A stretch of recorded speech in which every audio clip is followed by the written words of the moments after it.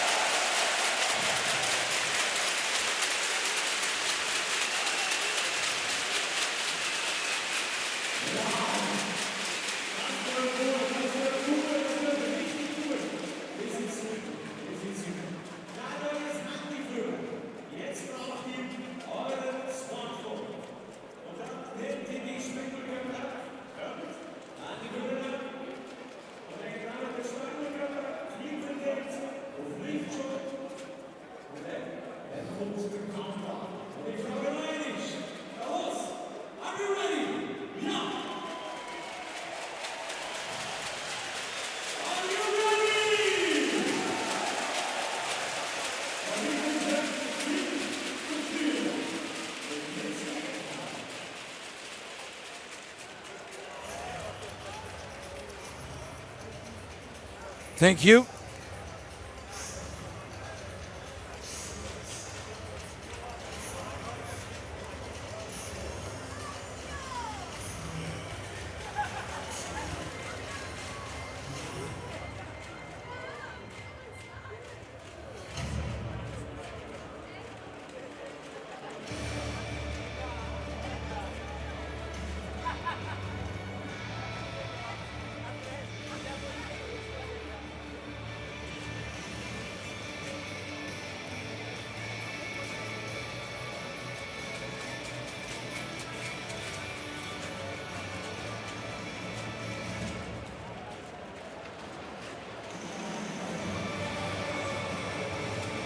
I'm on headset.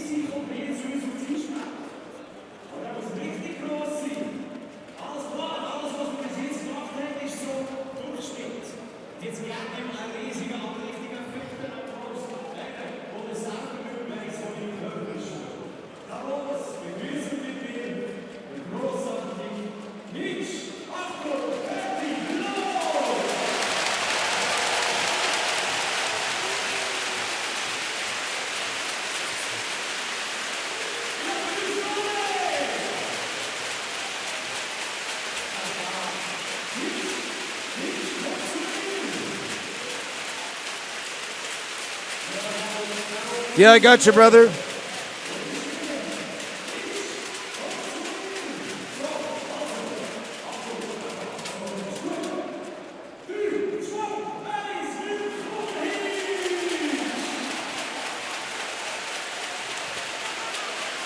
Let's do it, brother.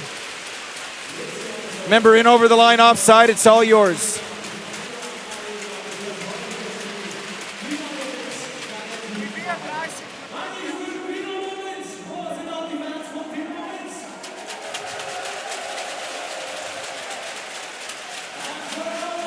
You got her.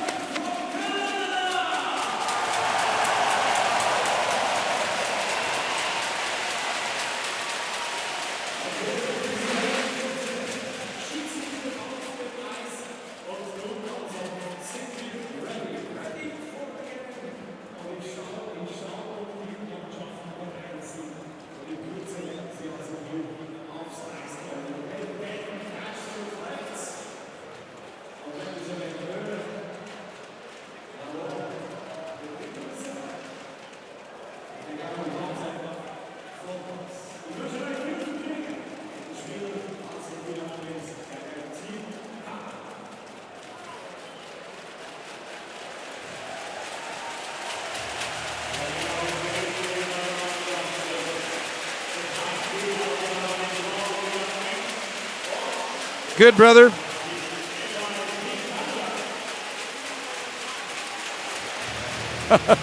I hope.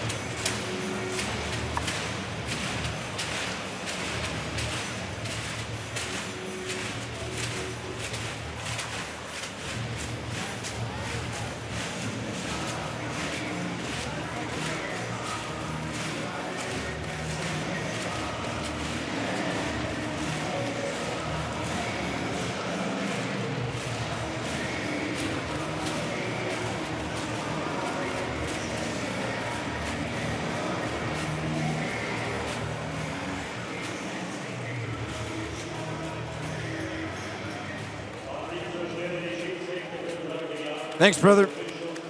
You get up.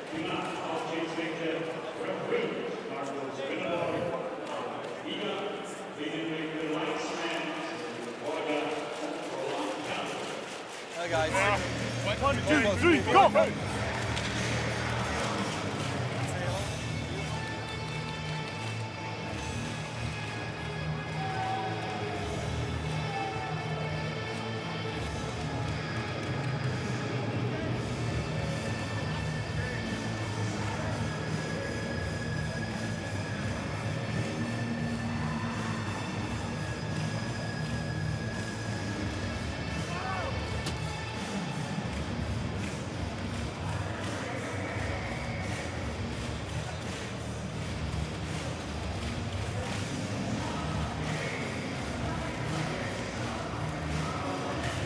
Welcome to the 2016 Spengler Cup, the 90th edition from the Vaillant Arena in Davos, Switzerland.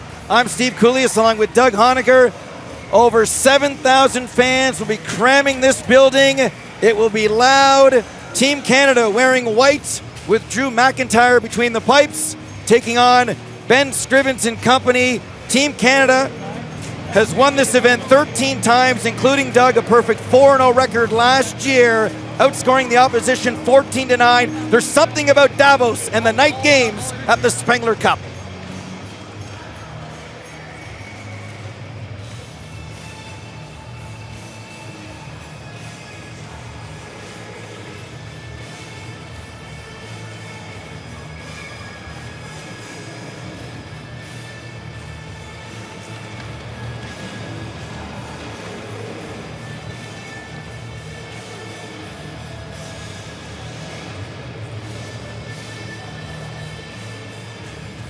There's a look at Ben Scrivens, 144 NHL games to his credit with Toronto, LA, Edmonton, and Montreal. A career 2.92 goals against average in 40 games in Minsk in the KHL this year. He's 21, 14, and 4 with a 2.22 goals against average, 919 save percentage. 30 years of age from Spruce Grove, Alberta. He knows everyone's watching at home, and he would love to get a W against Team Canada here tonight, Doug. Gentlemen, on the ice and wait for me, please. Hey, hey, hey! Hey, let's go, guys. Dmitry Ambrosicek, number 15, and Gregory Campbell right off the opening faceoff were eyeing and had a few words for each other as the puck is dropped and we're underway. Team Canada wearing white with the red trim, taking on Minsk wearing blue with the white trim. Minsk in this event in 2009, and they won in their only appearance. It was a great opportunity in the early going there for Ambrosicek, but it went off his stick. Gregory Campbell, Stanley Cup champion with Boston in 2011, loses it, it's shot in, stopped by Drew McIntyre behind his own net. Long lead feed to Campbell. He's bumped off the puck there by Chris Kenkel, the 28-year-old Belarusian. Controlling the puck now is David McIntyre. Loses it, poking it ahead is Mark Flood, 32 years of age from Charlottetown, Prince Edward Island. Getting his gloves up there was David McIntyre, pushing and shoving with his man. Andrei Stepanov. Here's an opportunity and an early penalty coming up against Minsk as streaking down the wing and having an opportunity down the wing there was number 89, Chris DiDomenico, and I believe a penalty coming up to Ilya Shinkevich. Just like that, power play Canada.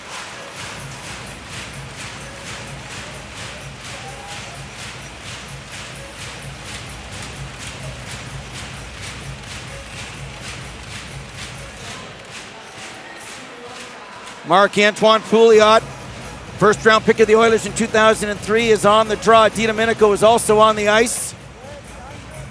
So 1 minute in, Ilya Shinkevich, penalty, power play Canada, draw controlled by Minsk, Doug, and they get it down the ice.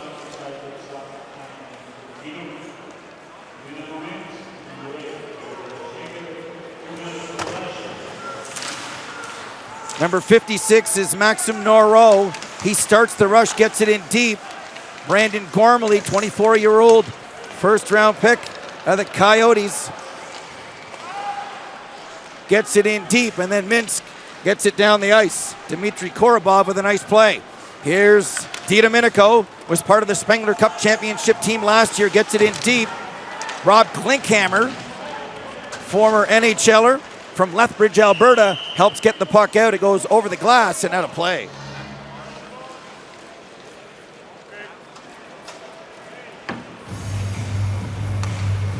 So a slashing penalty coming up here to DiDomenico. He's in on the forecheck. There's the slash to Rob Klinkhammer. And Canada had a 45-second power play, so we'll get some 4-on-4 hockey now as DiDomenico is in the box. Pull up a chair and enjoy Spengler Cup action, the 90th edition here from the Vaillant Arena, sold out Canada in Minsk. Here's Kirill Govich behind the nets. Shakes one check, has a man with him, trying to get the puck to Gavris. They score! A quick feed to Alex Matarukin, and he buries that one. 2 minutes and 2 seconds in, Minsk leads, it's 1-0.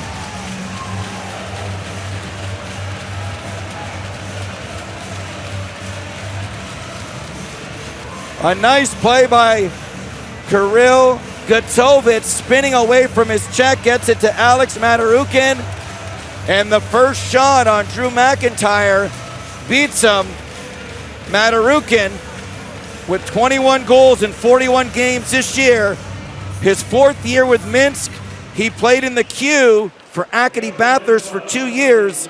Also has USHL, ECHL, and AHL experience. So Alex Matarukin, one of the offensive players, makes it 1-0. Here's a chance down the wing as James Shepard, former Minnesota Wild, he's denied there. A nice save by Ben Scrivens. 4-on-4 hockey continues. Another penalty is coming up. Hooked to the ice there was Dustin Jeffrey. So Canada will try to rag the puck here a little bit, kill the clock to extend the back end of their power play. Here's Dustin Jeffrey. He's the man that drew the penalty. Puck goes over to Gregory Campbell. Back to Jeffrey. Over to Brandon Gormley. They get it in deep, and now Canada caught with too many men on the ice, and oh my goodness, one problem to another as the referees are talking it over, and this might negate the penalty that was coming up. There was a holding penalty against Minsk, and that'll go against Dmitry Korobov, and Colby Genoway will serve Canada's penalty for too many men on the ice. So Doug, not a good situation for Team Canada. They would have had a power play, but they get caught with too many men on the ice. It couldn't have been worse in that sequence. No, and isn't that the classic example when you haven't had that chemistry on the bench, you don't know one another, there's going to be confusion on the bench, and in that case it resulted, as you rightfully noted, in that too many men on the ice. 1-0 is the score. Alex Matarukin putting it in on a nice play by Kirill Gotovich, spinning away from his check, and the first shot on Drew McIntyre. Not the start Luke Richardson and company wanted, and then too many men on the ice. We talk about not being familiar. These are the mistakes of a team that's not familiar with each other. Right, and those are the things you got to be patient about, though. You don't want to get down too much. Those are things that happen, whether it's not having cohesion on the power play, too many men on the ice, making bad line changes.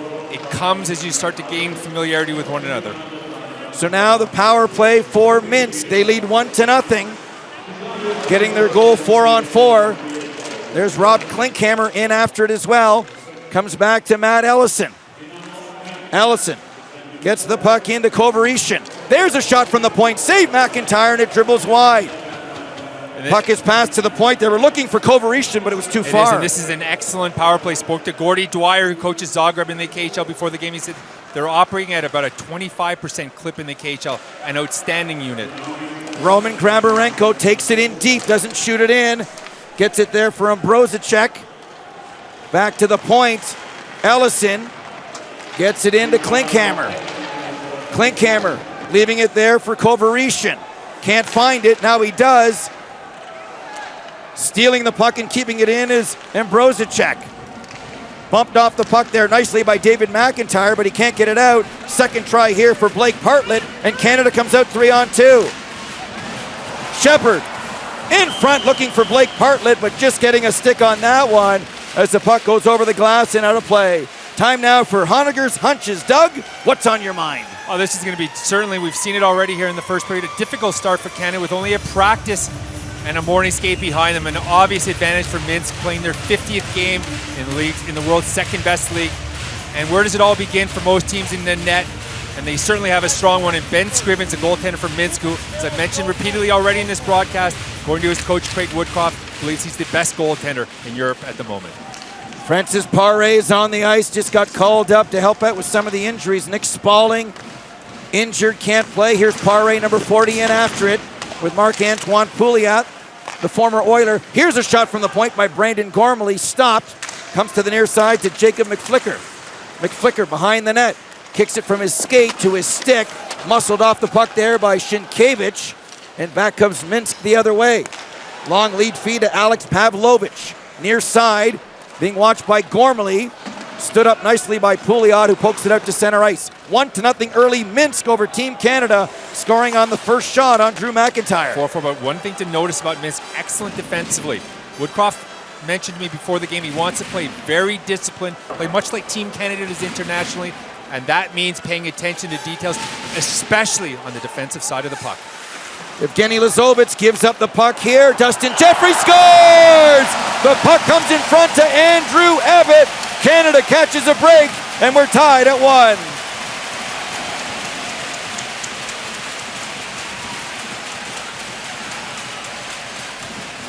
And there's Andrew Ebbett. Many consider him to be the best import in the Swiss league at the moment. This bad giveaway, a backhand pass out behind. You got to eat that puck if you're the Minsk defenseman.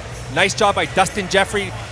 Number 19 wins the puck and then slides it out right here to Andrew Ebbett. Look at that, weight, poise, and then beats Ben Scrivens on the 5-hole. But a real nice job of Team Canada winning the puck down low and the good patience on the pass and an excellent finish from Andrew Ebbett. Andrew Ebbett, 33 years of age, from Vernon, BC. Never drafted, attended the University of Michigan, 6 NHL teams, over 200 NHL games, including 71 points. And if you want to pick up points in the NHL, you can't take 3, 4, 5 chances. Sometimes you get one. He got one, he buried it. Exactly, excellent point. Saw the 5-hole opening up and made no mistake beating Scrivens. Here's Gregory Campbell. Works loose from his man. He was hooked up there momentarily on the play by Volkov. Loose puck in front of the net. Looking for that one was Corey Emerton, the former second-round pick of the Red Wings, and it comes back into Team Canada territory. Maxim Noreau, you love this guy. He's got speed, and he seems to quarterback even strength hockey as well. I do. I saw him playing in the tournament 2 years ago when he was playing with Ambry. He left to try in the National Hockey League last season, spent some time in Minnesota. He's back in Europe now, and he's been playing outstanding over here. And I spoke to Dave King before the game. He thinks he's going to be their prime quarterback on their power play. Gregory Campbell dumps it into the far corner. Corey Emerton giving chase as Campbell goes to the bench. In after it is James Shepard. Puck comes to the near side to Ambrosicek. He's bumped off the puck. Comes back to the point to Sean Morrison. Has space, lets it go. Blocked in front. Ricochets to Klinkhammer. And back comes Ambrosicek the other way. Ambrosicek to Klinkhammer. And he's a step ahead of the play offside. This game is coming to you live from Davos.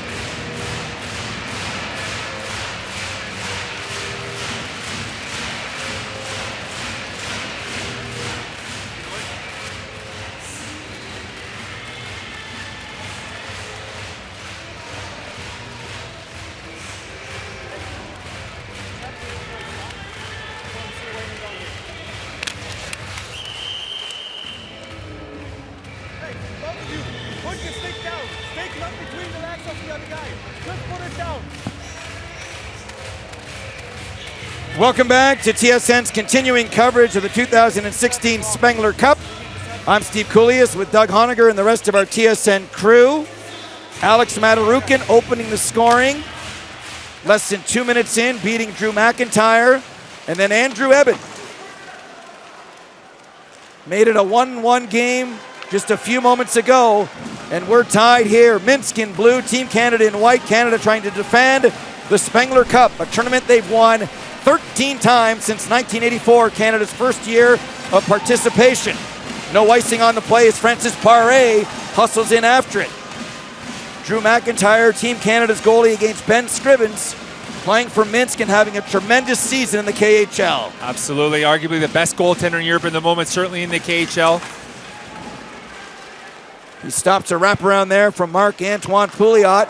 Puck is fired in by Rob Klinkhammer, who's getting a lot of ice time, as is Dmitry Ambrosicek. We're hearing and seeing these guys shift after shift. Back comes Team Canada. There's a shot by Chris DiDomenico, the little pit bull, the workhorse that did yeoman's work for Guy Boucher's team last year. Never stops. Most underrated player on Team Canada. Played a huge role last year. You can see already great presence from DiDomenico in the first 10 minutes of this period. Jacob McFlicker in after the puck. Puck ends up on the stick there. Pouliot back to the point to Gormley. Far side, there's a shot by Noro. Loose in front, Scrivens one save. And then it's cleared to the line but not out. Comes to Gormley. Wrist shot, stopped. Scrivens, no rebound. As Team Canada, it's taken 8 minutes, but they're starting to find their game. You really get a sense, and that's an excellent point, you get a sense that they've settled down now. Two teams playing back and forth, playing very similar styles, Canadian style. There's DiDomenico. We've talked about him repeatedly already. Handcuffed Scrivens right there. Scrivens thought this was going to be an easy blocker save. May have misread it there. The rebound a little sloppy in front of net. Who's there again? McFlicker and DiDomenico in front of the goal. Always causing trouble. You're going to see them in net front the entire game this evening. DiDomenico, 27 years of age from Woodbridge, Ontario. A 6th round pick of the Maple Leafs back in 07. He's played in the Q and the East Coast League and the AHL in Italy. Never got an NHL chance because of a major injury. Yeah, he had a broken leg, played for Guy Boucher in junior hockey in Drummondville, played from here at the Spengler Cup. He told me last year, had he not injured his leg after representing Canada internationally, thought he had a chance to be an NHL player. Says he's very much like Brendan Gallagher, and we've seen that type of play from him. Last year, he had a chance to watch the tournament, and already here in the first 10 minutes, he's just a guy whose motor just runs continuously. And you can see Minsk that they've played a lot of hockey together. You mentioned in the opening, their 50th game. They look to be a well-oiled machine here right now, and that's the challenge for Luke Richardson and company. Well, Craig Woodcroft, the one thing that he mentioned to me when I spoke to him prior to the game was attention to detail, attention to detail. It's like talking to Mike Babcock. The focus on detail, whether it's with the puck or away from the puck. They're not the most dynamic team. They don't have the highest talent level, but they're playing very well in the KHL because they're an extremely focused, detail-oriented club. Here's Stepanov from the left wing circle. Lets it go. That's blocked. Trying to get it out was Dustin Jeffrey. Little 2-foot pass to help the breakout. It didn't work, but no damage as Drew McIntyre covers up. Yeah, and I like that. That's okay. Jeffrey had the puck, and you mentioned, was unable to get out, but you know what Canada did really well? They maintained defensive postures. When the puck came in from the half wall, it was an easy opportunity for McIntyre to see it and then make the save. And what does that allow you to do? It calms the play. You get a fresh group out there, you regroup, and you start afresh. And that's a big difference, and I like seeing that play right there from Team Canada. It tells me that they're comfortable in their own skin after only 10 minutes here in the first period. Face-off won by Team Canada, comes to the near side for Gregory Campbell. As soon as the draw was won, Corey Emerton took off, and we see a lot of that in Spengler Cup hockey, flying the zone. Well, what these guys are used to doing is as soon as they have puck control, specifically on the bigger rink, or more especially on the big rink, you pivot, turn your shoulders, move up the ice, because more often than not, there's going to be a stretch pass opportunity. In the first game this afternoon, Lugano beat Yekaterinburg by a score of 4-2. 3 points for a regulation win. If we have overtime, NHL rules 3-on-3. NHL rules for coach's challenge on goalie interference. and offside. Luckily, no coaches' challenges in game one. No, and what we're used to, and I think it makes it helpful for the fans back home. Rules akin to the National Hockey League, so there's no uniqueness that fans need to have a lookout for here during the tournament. Puck is back in Minsk territory, controlling that. In his own zone is Sienkiewicz. Up on the far side, looking for Dmitry Ambrosicek. Once again, he's on the ice with Klinkhammer and on the ice with Matt Ellison. They're aligned and they get tons of ice. They do get tons of ice, but what was interesting, Klinkhammer is going to be a real focal point for Minsk. But what I thought was interesting is how quickly Team Canada got back in their defensive positioning in the neutral zone. As soon as the puck was lost, 4 back abreast on the blue, and you saw it resulted in an icing against Minsk. A couple of things I've seen defensively in Team Canada again lends me to believe that they're really feeling comfortable, certainly on the defensive side of the puck. James Shepard knows how to play both sides of the puck. He just won that face-off, 28 years of age from Halifax, Nova Scotia. And here's Francis Paré once again, controlling the puck behind the net. There is a KHL connection with a number of these players on Team Canada, which we'll get to in just a moment. Colby Genoway in on the play as well, goes to the net, wanted the puck, couldn't get it from Paré. Back to the point to Sean Morrison. The 33-year-old from Vancouver, British Columbia, has NHL experience as well. He's also part of that certain KHL clan that we'll get to that has a number of players, and drawing a penalty there is Colby Genoway as he was grabbed. McIntyre goes to the bench. In the slot, trying to control the puck there was Shepard, and Team Canada will start out again with Marc-Antoine Pouliot. Leaves it for Sean Morrison. Back to Pouliot at center. Gets it to Blake Partlett. Nice touch pass to DiDomenico. DiDomenico looking for a backdoor play. I think he wanted Mark Flood. It went off a stick, but no possession and control. Play on. Unselfish play from DiDomenico there, but I thought he had a great scoring chance himself. Here's Mason Raymond losing the handle, and now holding is the call against Minsk. So Canada goes to the power play. I think it's going to be Sienkiewicz is going to go off number 8. His second penalty of the game. It is his second penalty, and it's his second penalty that comes as not moving. He's not moving his feet. A couple of sloppy plays right here. Genoway, look at the good puck protection. I always like to protect on the back end, but again, he's got good positioning on him here. All he has to do is guide him into the corner, but instead he does the lazy move, which is to hook him with his arm and then try to impede his movement, and a bad penalty to take here for the Minsk defenseman. Ilya Sienkiewicz in the box. Canada wins the draw. Comes back to the point to Mark Flood, gets it in there for Mason Raymond. Lets a shot go. Ben Scrivens a save, and more importantly, no rebound. He covers up. Canada took 8 seconds to get that shot on goal. Yeah, and resulted in a good face-off. The puck came back to Mason Raymond, playing on the left side. You can see it right here, just off the half wall inside the circle. Not a great angle, but I like to see a shooter shoot the puck regardless. Gets him into the flow of the game, and a good play from Mason Raymond. Andrew Ebbett, Team Canada's goal scorer, trying to put pressure in front of Ben Scrivens, but I like that draw and the successive shot from Mason Raymond. Mark Caddick, left-handed shot, playing the right point. Mark Flood, right-handed shot, playing the left point. Draw controlled by Minsk, and they get it down the ice. And I like Flood on the blue line, number 36. Good offensive defenseman, shoots the puck well. Nice, a prototypical quarterback-type defenseman on a power play. Mark Caddick gets it there for Andrew Ebbett, the Canadian goal scorer, into Mason Raymond. Raymond behind the net, wrap around. But a nice save here by Ben Scrivens, and once again, Minsk gets it down the ice. And zone entry is one of your favorite topics, and this is the area where I think Canada is going to struggle at the beginning, particularly on the power play. It takes cohesion and chemistry to be able to get the puck in, as they did right there, courtesy of Mason Raymond. Here's Caddick, over to Mason Raymond, trying to go backdoor for Brandon Gormley, who's got it now. Over to Caddick, lets a shot go through a screen, and that may have hit Dustin Jeffrey in front of the net. Mason Raymond, who filled the net in Vancouver, Calgary, and Toronto, gets it back to the point. One-timer, Caddick blocked. Ricochets to Andrew Ebbett. He's knocked to the ice, and there's a penalty coming up on the play. And it's a slashing call to Nikita Komarov, and he doesn't like it. And arguing the call there is Alex Pavlovich. That's a lot of power play time. Canada will have a 5-on-3 for 45 seconds or less. What do you think? Well, you're going to see he's going to hit him from behind. He's going to hit Andrew Ebbett right here, and that's a bit of a risky play. You're about a meter, 3 feet off of the boards. It can be a dangerous play when you hit him. All you have to do is guide him in there, and what can often happen when you give him that push low, he's going to get the 2-minute minor, but when you give him that push in the lower back, that could force a guy to go head first into the boards. And I think that's a dangerous play. I applaud the referee for making the call. And we've seen a lot of stick work in the hockey game so far as well, and that's one of our pet peeves at the NHL level.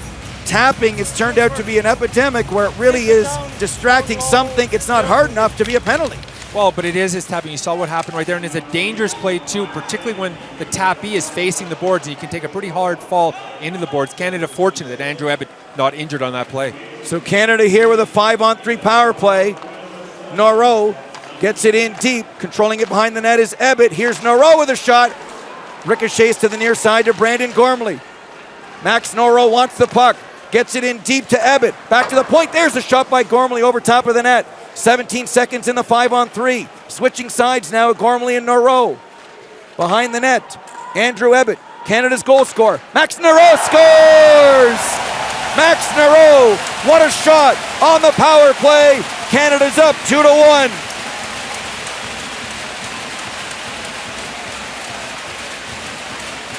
So the beauty of that, not only is that a power play goal, but power play goal with 7 seconds left in the first minor still allows Canada to have a power play for another minute and 22 seconds. Nice play. This is what you want from a big shooting defenseman. You read the play. Ebbett, who I think is the best playmaker on this Canadian team, number 19, allowed Morrow to slide in from the blue line. What does he see? He sees him in a position for a one-timer and just lays it out from him. Moreau with a cannon, number 56 for Canada. Made no mistake, blasted it, beat Scrivens low. But this is what I want to see from Team Canada's defensemen. There's some very good offensive ones led by Moreau, but the play started with that nice setup feed from Team Canada's centerman, Andrew Ebbett. So Team Canada still has a power play for a minute 22. They're not happy on the Minsk bench with all the penalties. There's a coach's huddle right now, but we saw the slash, we saw the hacking and whacking. At the end of the day, isn't it not the referee's job that when you lose the puck or take away a scoring chance that the arm should go up? Well, absolutely, and I particularly didn't like the last penalty because I think it's a dangerous play. And this is uncharacteristic for Minsk. They're a team that prides themselves on being very disciplined. I think they've lost a bit of that here in the first period. Canada in on the forecheck. Controlling the puck there is Jacob McFlicker. He loses it momentarily. Down the boards comes Mark Caddick to keep it in. Under a minute to go in the second power play. Canada with a power play goal to lead 2-1. Here's McFlicker, shot blocked in front, ricochets to the far side, where it's kept in by Mark Caddick. Behind the net, DiDomenico. Back to the point to Flood. Flood gets it to Mason Raymond, gets it in deep, DiDomenico to Raymond, shot. Nice save by Ben Scrivens, and he lost sight of the puck. He absolutely did, thought it squirted by, but nice give and go right there. Side of the net, scores! Mason Raymond, power play goal, just like that. 3-1 Canada.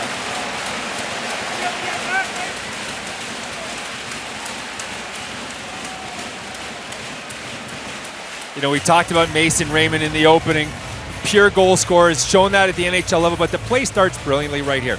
Man in front of the net, divert traffic in front of Scrivens. The puck coming back. I mentioned Mark Flood earlier on. I really like what I saw of him on Team Canada's blue line on the power play. A shot in from the blue line, the rebound in. Can't see it right here, but Mason Raymond in the perfect position and made no mistake. The puck came out to him, no delay, on a stick in the back of the net. So important on the power play, especially to be in those one-timing options. And if he was a right-handed shot there, that puck doesn't go in. No, but you know what's interesting? Guys know where to go. Guys who score goals know where those openings are. They know where to position themselves. So when the puck comes in, like it did in that case, Steve, the rebound, bang, he's in the right position, no mistake. He has the puck on a stick, all in one motion, and it's in the back of the net.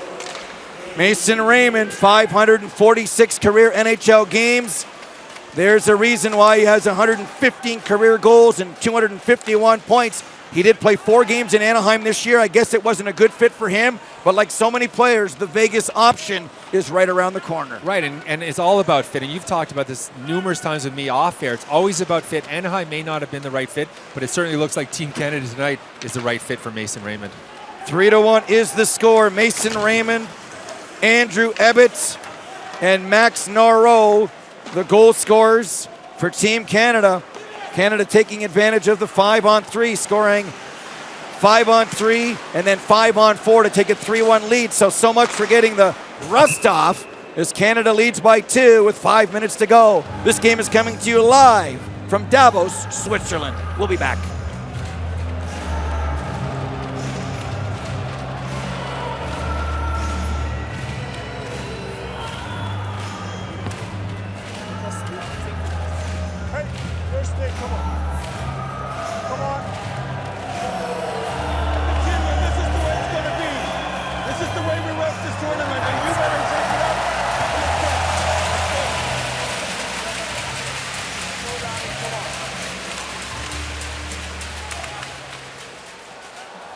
You're watching live coverage of the 90th Spengler Cup, a tournament that began back in 1923. They played outside from 1923 to 1977, moved it inside in 78. This building is renovated so many times, and even though there's only 7,000 people in here, it's louder than the Air Canada Centre with 20,000 people. The Swiss Fire Marshals tell us it's only 7, but I think there's closer to 10 here with the standing room.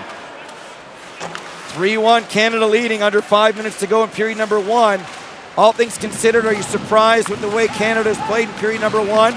Considering as DiDomenico has it 2-on-1. DiDomenico, oh, what a chance as he feeds McFlicker, who was robbed there by Ben Scrivens, maybe his biggest save of the game. What a save. That would have been a game changer right there at Canada being able to score. Sharp angle shot. DiDomenico tips it wide. Nice feed from Brandon Gormley. That play just failed to click. Here's Gormley in on the play again. Back to Pouliot, shot tipped in front. McFlicker got a piece of it, went off the goalpost. Oh, this line is all over the place, especially McFlicker and DiDomenico. Every shift they make something happen. And as you mentioned, a beautiful saucer pass earlier on from the Team Canada defenseman, number 3, Brandon Gormley. Here's Mason Raymond chipping it ahead. He scored to make it a 3-1 game on the power play. 3:23 to go in period number 1. Controlling the puck is Dan Vukovic behind his own net wearing the shield. Took a puck in the face and he was on the team last year as well. Here's a chance in front. One save, another save, they score! On the rebound, Evgeny Kovarishin puts it in, and just like that, it's a 5-goal first period. Minsk makes it a 3-2 hockey game. You know, I just found myself thinking moments earlier how well Canada was playing defense. I looked at the scoreboard and saw 3-1. Oh my God, Canada's adjusted so well. All it takes is just one lapse. The save was here made by McIntyre, but you can just see right here, unable to keep Kovarishin, and he gets his stick on it. Puts the rebound past Drew McIntyre, but you lose a puck in the corner. You allow the Minsk forward to come through the front of the end. You don't secure the area well enough. You would have liked to see a little bit more from Dan Vukovic right there, as you mentioned, playing with a mask. That certainly would have inhibited his vision and his feel for the game right there, and allowed Kovarishin to get in front, get position, and then put that backhand past Team Canada's Drew McIntyre. Evgeny Kovarishin has the goal, as does Alex Matarukin. And the truth is, Matarukin made a great spin move to open up space as Morrison has it now to DiDomenico's shot, and a save there by Scrivens to slow the pace down. But Matarukin, who scored the first goal for Minsk, he made that play happen. And he after did, he spun away from Corey Emerton in the corner, but that's where you want to keep him in front. You want to hold him, especially on these teams on the big rink. The key is to keep guys at a distance. You want to keep them always in front of you. Canada lost possession, lost positioning in their own zone, and resulted in that beautiful goal by Evgeny Kovarishin. On the face-off is David McIntyre. He has Gregory Campbell set up, who gets the puck. There's a shot by Blake Bartlett, stopped. Bounces to the far side for Campbell. He had short side shelf, and instead he shot it into the mesh. I know where he wanted to go, but he didn't find his spot. He wanted to go short side, high on the blocker side. Scrivens closed it. You can see it right here. Gregory Campbell, number 11, the Stanley Cup winner with Boston. Look, you can see Scrivens goes down. There's about 6 inches above the shoulder that Gregory Campbell was aiming for.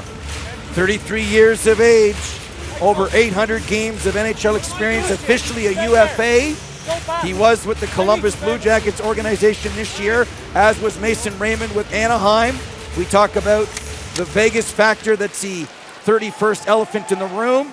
And when we talk about age, we're talking about early 30s for some of these guys here. There's a lot of runway left. Absolutely. And, you know, for example, last year, Dan Pye was playing for Team Canada, used the event to sign a contract with the New York Rangers. So that's not unrealistic for players like Gregory Campbell or Mason Raymond to do the same thing. Here's Matarukin in his own zone. Gets it over to Andre Staz, who gets it out, but Morrison brings it right back in again. Corey Emerton giving chase. Kirill Vitovich tries to get it out. He can't. Campbell, rink wide, gets it over to McIntyre. There's a shot, and you could hear that one ring off the glass with 2 minutes to play in the period. A 5-goal first period as both teams are executing very, very well.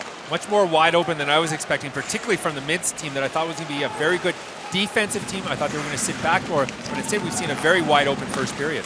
Colby Genoway gets it to Francis Pare. His weak shot is easily gloved by Scrivens, and he will hang on Having allowed 3 goals here in 18-plus minutes, his Team Canada has been very successful with 2 power play goals. Absolutely, their power play performance has been much better than I would expect. Not because I didn't think they had the talent, because I thought it would take them a bit of time to develop that chemistry. Certainly, they're going to go out with 2 power play lines. Both of them are effective, as you rightfully mentioned, Steve, resulting in 2 power play goals. Gormley gets it behind the net for James Shepherd. There's a shot.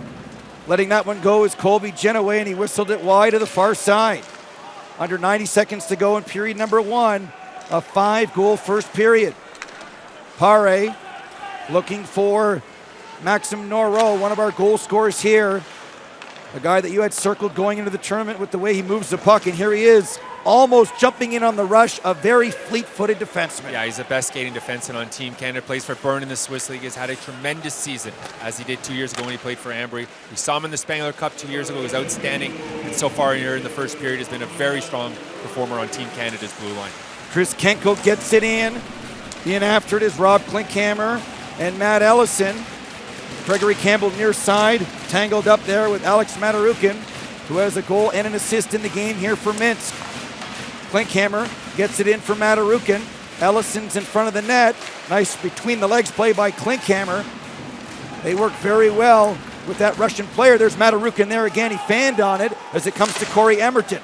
He slices it to the line, but it's kept in. Matarukin's looked very good. Klinkhammer is someone that Dave King told me to keep an eye on during the morning skate. He's been excellent for Minsk this evening. Here's Matarukin at center at the end of a long shift. He'll peel to the bench with under 20 seconds to go in an entertaining first period. Matt Ellison, there's a shot.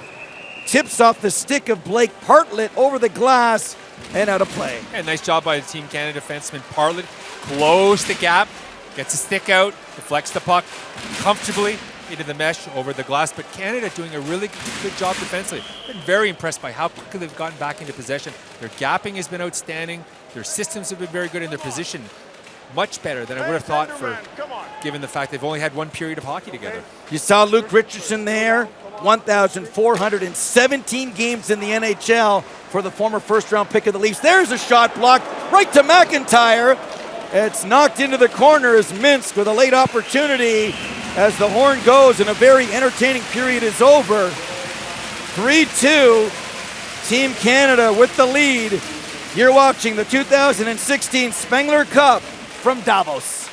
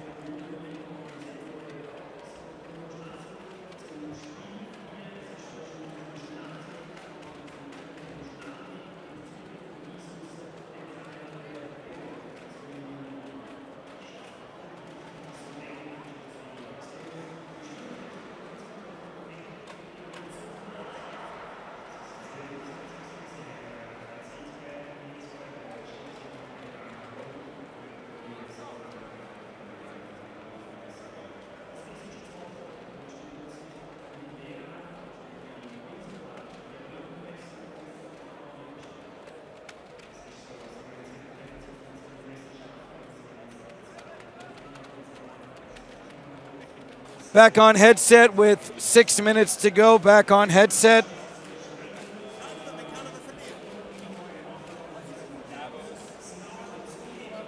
Yeah, keep reminding me because it's a phobia now. Now I can't. Now it's a phobia.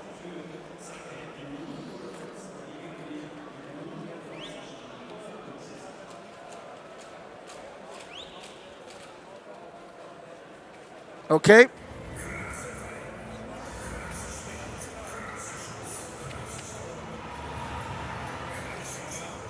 Dougie, they want you on headset. Canada loses tonight. They play Davos tomorrow. If they lose,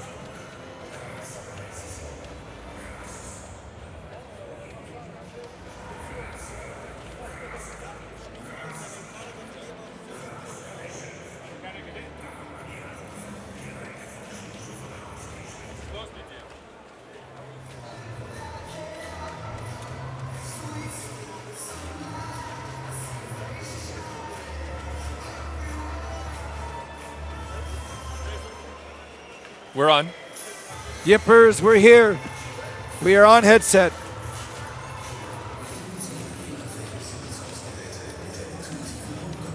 Good meal, good dinner. Sure.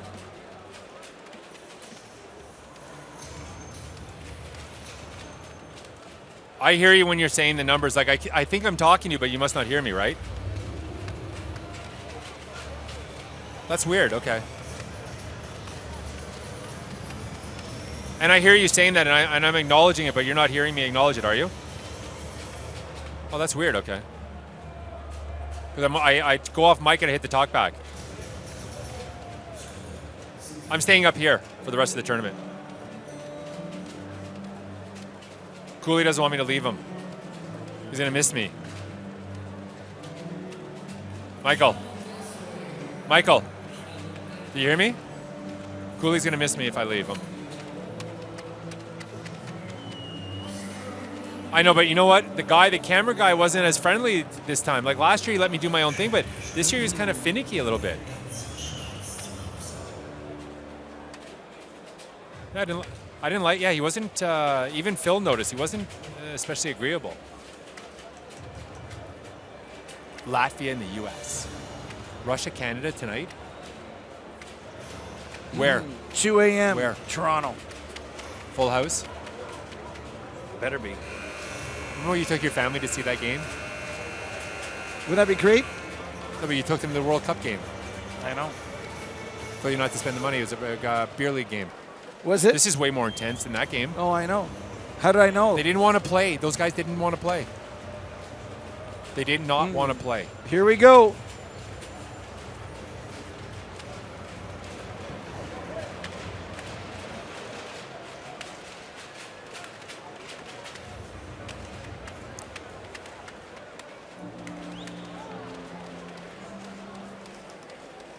I love your notes. Best player for Canada by a mile, Dinamo. However, quietly, what did I say about Andrew Ebbett? Playing well. And this guy's a player. Plays great together with Dinamo. Two underrated, small. I think he's the captain. What are you talking about? Oh, Nero, yeah. I thought you were looking at McFlicker. And so, but the league here is I'm going to say to him, I saw you talking to the referee before the period. What were you saying? I love you.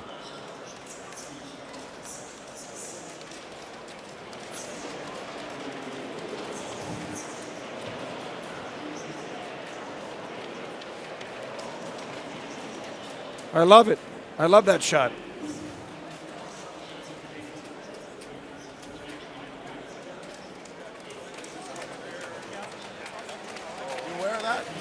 This is not what I was expecting from them at all. 3:45, 5-3. Yeah, what's happened with that? I'm just going to ask you, have you impacted the game enough? No. No, you That's haven't. a slash. And stop doing like that. Really? I'm That's- just letting you know. Yeah, but that's Came here bullshit. to get You good Yeah, impacted but the that's game bullshit. enough. Don't do that.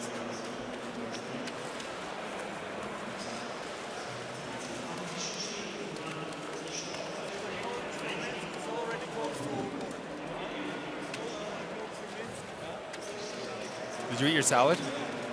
No, it's under there. We'll talk about officiating. Yeah. Craig Woodcroft isn't happy. Well, and I wouldn't be happy if I was him either. Perfect. we'll keep on going. But I thought that was a penalty. If he doesn't buy in, Look, it's his problem. if he doesn't buy in, it's his problem.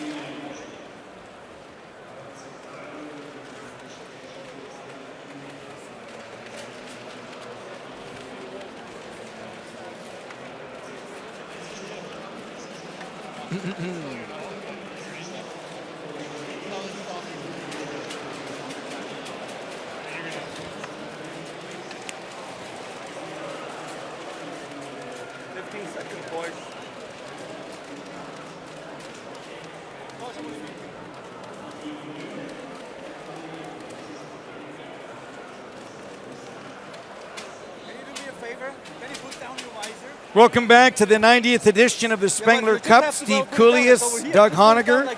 Canada up 3-2 after 40 minutes. And the head coach of Minsk, Craig Woodcroft, not happy with the officiating after one.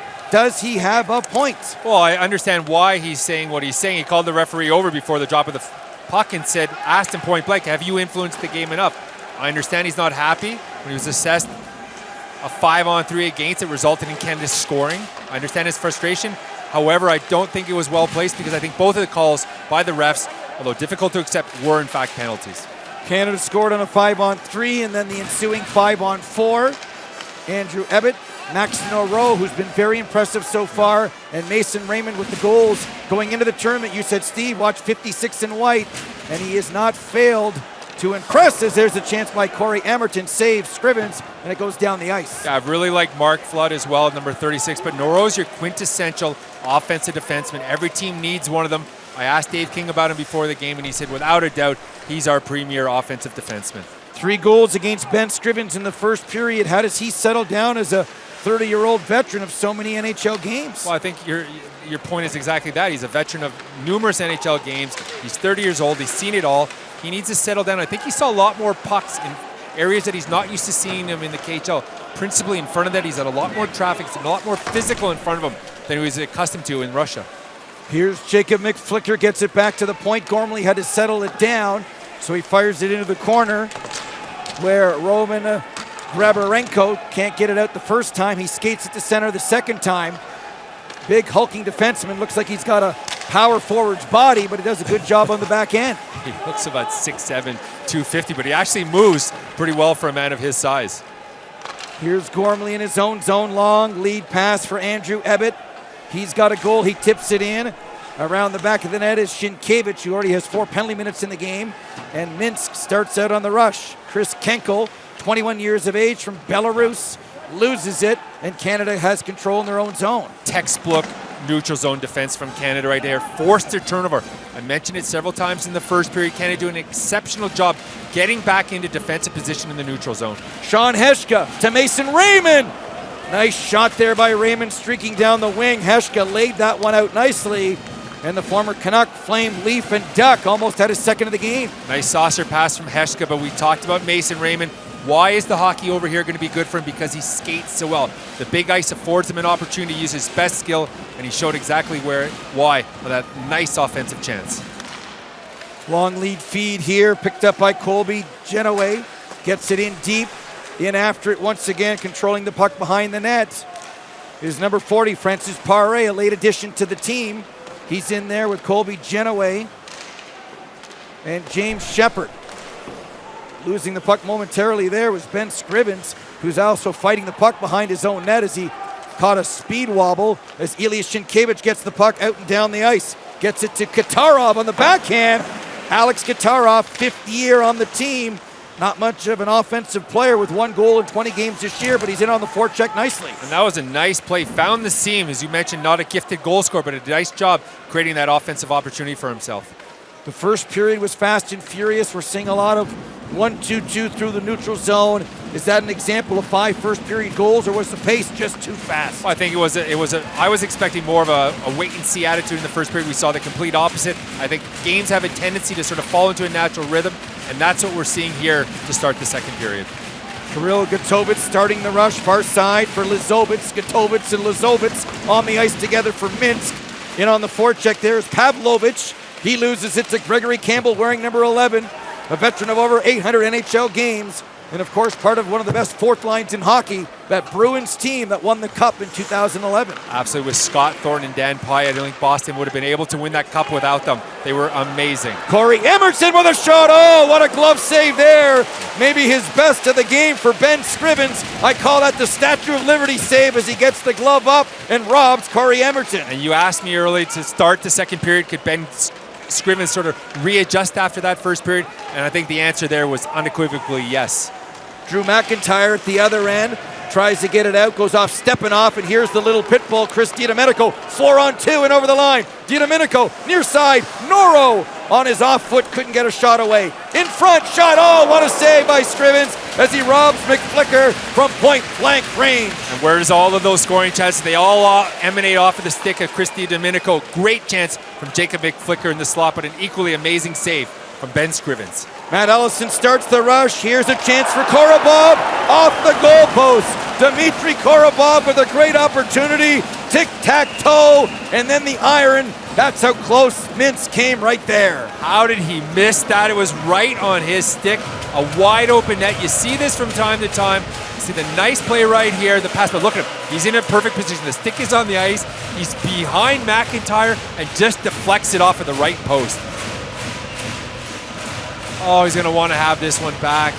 Actually, it did not even hit the post. It slid by and hit the Team Canada defenseman's stick. 32 years of age, Matt Ellison. He'll be our second intermission guest from Duncan, BC. NHL time with Chicago and Philly. This is his 10th year overseas, and he also did a great job for Guy Boucher last year. He absolutely did. Was a real good player for Guy Boucher's team that won this tournament. And is going to be looking for, Minsk is going to be looking for big things from him in this tournament as well. Mason Raymond doesn't panic, gets the puck out to center, and back comes Canada, led by Dustin Jeffrey. He chips it in, giving chase is Andrew Ebbett, one of the goal scorers. Far side now for Evgeny Kovarishin. He gets it to Matertukin. They each are in on the offense for Minsk, but here, a step ahead of the play is Kovarishin. Offside is the call. Canada up 3-2. We're back to Davos after this.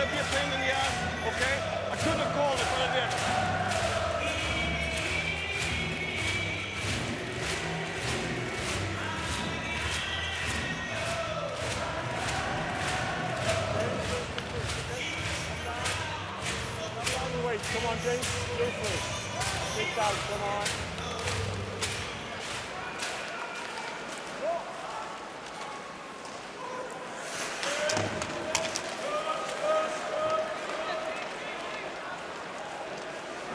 Live action on TSN of the 90th edition of the Spengler Cup continues. Canada up 3-2 against Minsk. Canada in white with the red trim, Minsk in blue, trailing 3-2 as we just approach the 6-minute mark of period number 2. Puck goes into the corner. Sean Heshka getting a rare shift here for Luke Richardson's team, wearing number 26 in whites. Here's Kirill Gotovitz. He gets it in deep. The aforementioned Heshka gets it to the near side for Francis Pare. Drops there for Genoway. His shot right on and swallowed there by Ben Scrivens. Let's see Canada, Genoway, Pare, what 2/3 of what is the fourth line for Team Canada. Nice little play. Give and go, the drop pass. The slap shot coming from Genoway. Ben Scrivens coming out. See it right here. Here's Colby Genoway. Ben Scrivens sees it all the way in and makes a save in the Minsk goal. That shot over 122 kilometers per hour. Okay. Stick on the ice, defense. Come on. Right from the right wing circle. Face-off controlled by Canada. Shot by Vukovic, blocked. Giving chase is Campbell. And out comes Lopachuk the other way. He just gives it away, as does Vukovic. It's picked off by Volkov. Artem Volkov in on the forecheck with Sergei Drozd. They get a rare fourth line shift here for the other side. Chance in front of the net. Great little play there by McIntyre to pass it to himself and then let it go. David McIntyre, stick handling in a phone booth. I think it came out, and it did, offside with 13:01 to play in period 2. You're right, it did just come over the blue line, but a nice bit of stick handling. As you mentioned, created that shooting opportunity for himself, David McIntyre for Team Canada. Here it is right now. He's going to pull it back and then sort of pass it to himself. Watch this, right back onto the forehand. Uses the defenseman number 18. I think that was Chris Kenkel. The Minsk defenseman used him as a bit of a screen, pulled the puck back, nice snapshot, but a nice kick save from Ben Scrivens. Face-off control by Team Canada. Blake Partlett on the far side. Getting it over to his partner, Sean Morrison, who got it in deep, but will do it all over again because Minsk is called for icing with 12:47 to go. And that's what typically the European teams, especially the Russian teams, like to do. Look for is that long stretch pass. There it was looking for Klinkhammer, but Canada, mentioned it, this is probably about the third or fourth time. They're in excellent position in the neutral zone. Forced that icing strictly because they had perfect positioning and shut down the passing lanes. Dinamo, Pouliot, and McFlicker on the ice. Morrison with a shot. Ricochets off the glass. Here's Dinamo, looks to the point, lets it go, hits Pouliot behind the net. Out in front for Dinamo. Couldn't get a shot away, has it now near corner. Cycles it behind the net. Dinamo in the slot, waiting, looking backdoor here for Partlett. Back in front of the net for Pouliot. Partlett on a one-timer, went off a stick over the glass and out of play, but great work by this line, controlling the puck in the offensive zone. And again, it's Dinamo controlling it. I always look at a guy, not what he doesn't have, but what does he have?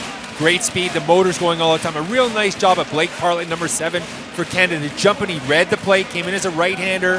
Dinamo bought him time and tried to slide it down, but it's all about rotation. There's Bartlett just on the side, unable to get that puck over Scriven's shoulder. But a nice job of the Team Canada defenseman to follow in on the backside. And Dinamo, who's just been outstanding again tonight for Team Canada. And he plays in the KHL in Croatia for Zagreb. We've got a Zagreb factory of Canadian players on this team. We certainly do. 7 players from Zagreb, all coached by Team Canada's assistant coach, Gordy Dwyer, filling out close to a third of this roster. Guys that Gordy knew very well from the league, and so far have acquitted themselves very well in tonight's game. Dmitry Korobov, he gets it in deep. In after it on the far side is Alexei Matertukin. He's got a goal in the hockey game for Minsk, as did Evgeny Kovarishin. Back comes Canada on a 3-on-2. In over the line. Ebbett shot, rebound! And following up was Dustin Jeffrey, but he couldn't get his stick loose to bang it in. And you can really see 19 Ebbett, 15 Jeffrey already in a period of half of hockey have excellent chemistry together. Ebbett already as well with a goal and an assist. Korobov gets it up to Komarov, and there's going to be a penalty on the play. Our first of the period, and slashing is the call. And I think this one's going against Team Canada because Mark Flood is arguing, and going to the box is number 4, Colby Genoway. So power play for Minsk. Here it is. You're right. It's going to be a slash right here on number 19, Nikita Koromov on the blue line. A penalty you'd like to have back. You talk about it consistently. The tapping, the tapping, the tapping. Already in the tournament, this is only the second game, but we're seeing the refs calling that. Sometimes it's left at home. We don't always see those penalties being called, but so far tonight anyway, we've seen 3 tapping fouls called for penalties. Power play for Minsk. Face-off controlled by the team in blue. Trying to tie up this hockey game. Matt Ellison, number 10, will work the point. He's got it now. Ellison, near side, one-timer shot right there by Grabarenko, whistles wide and all the way down the ice. Yeah, Ellison likes to look for Grabarenko on the left-hand side, big shooting defenseman. As I mentioned earlier on, this power play is operating at a 25% clip in the KHL. Very effective for this Dinamo Minsk team. Here's Roman Grabarenko behind his own net in the crease. Some nifty stick handling there as he gets it over to Ambrosicek, but it's picked off by Canada wearing number 7 and getting it down the ice, Blake Partlett. Yeah, good job from Canada, compact in the neutral zone, but sloppy coming out of their own zone from Minsk, uncharacteristic. Grabarenko to Ellison, near side for Korobov. He can't get it in deep enough. Canada gets it out, and there's 60 seconds gone just like that. A really good penalty kill. Pare, James Shepard, number 88 for Canada, doing an excellent job funneling Minsk into the boards. Dan Vukovic, 55, a veteran of this Team Canada team. Excellent defenseman, doing too good. Here comes James Shepard shorthanded as Minsk continues to try to shoot the puck in, not carry it in on the power play.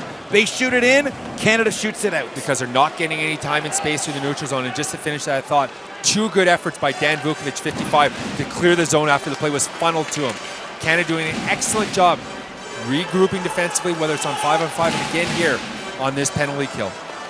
Puck is shot down the ice once again by Blake Partlett as Canada is killed.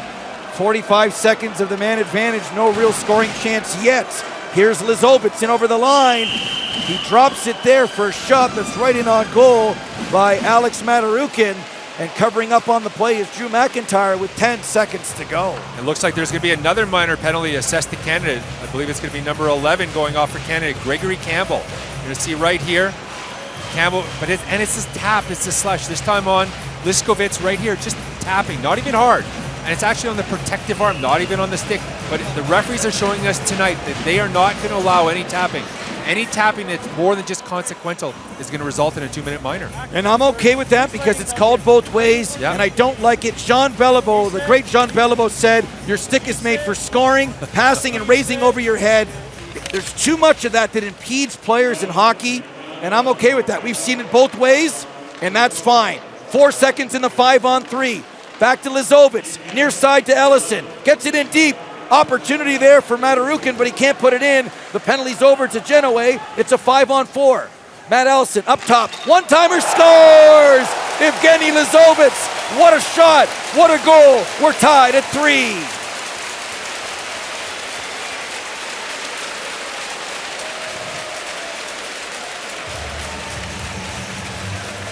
And this is the power play that I heard so much about coming to this tournament. It all runs off of the team camp. Matt Ellison right here. Look at it. Nice calm on the top of the blue line. And look at Liskovitz. Puts himself perfectly. The key on when you're taking the one-timer, you want to make sure you're really no further west of the face-off circle, of the dot, excuse me. And that's exactly what Liskovitz said.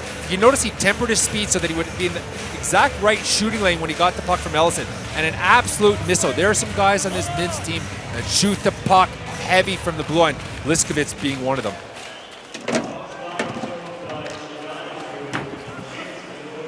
Lizovitz on the power play makes it a 3-3 hockey game as he lets that one go, an absolute bomb. And do you think having the puck in the blue made it harder for Drew McIntyre to pick up? Absolutely. Two things. A, he had a difficult time picking up the puck, but also Liskovitz was in exactly the right shooting lane. He didn't funnel himself too far outside of it, so he had a perfect angle when he got the puck from Ellison. Under 9 minutes to go, 3-3 is the score. Dita Minico on the ice with McFlicker.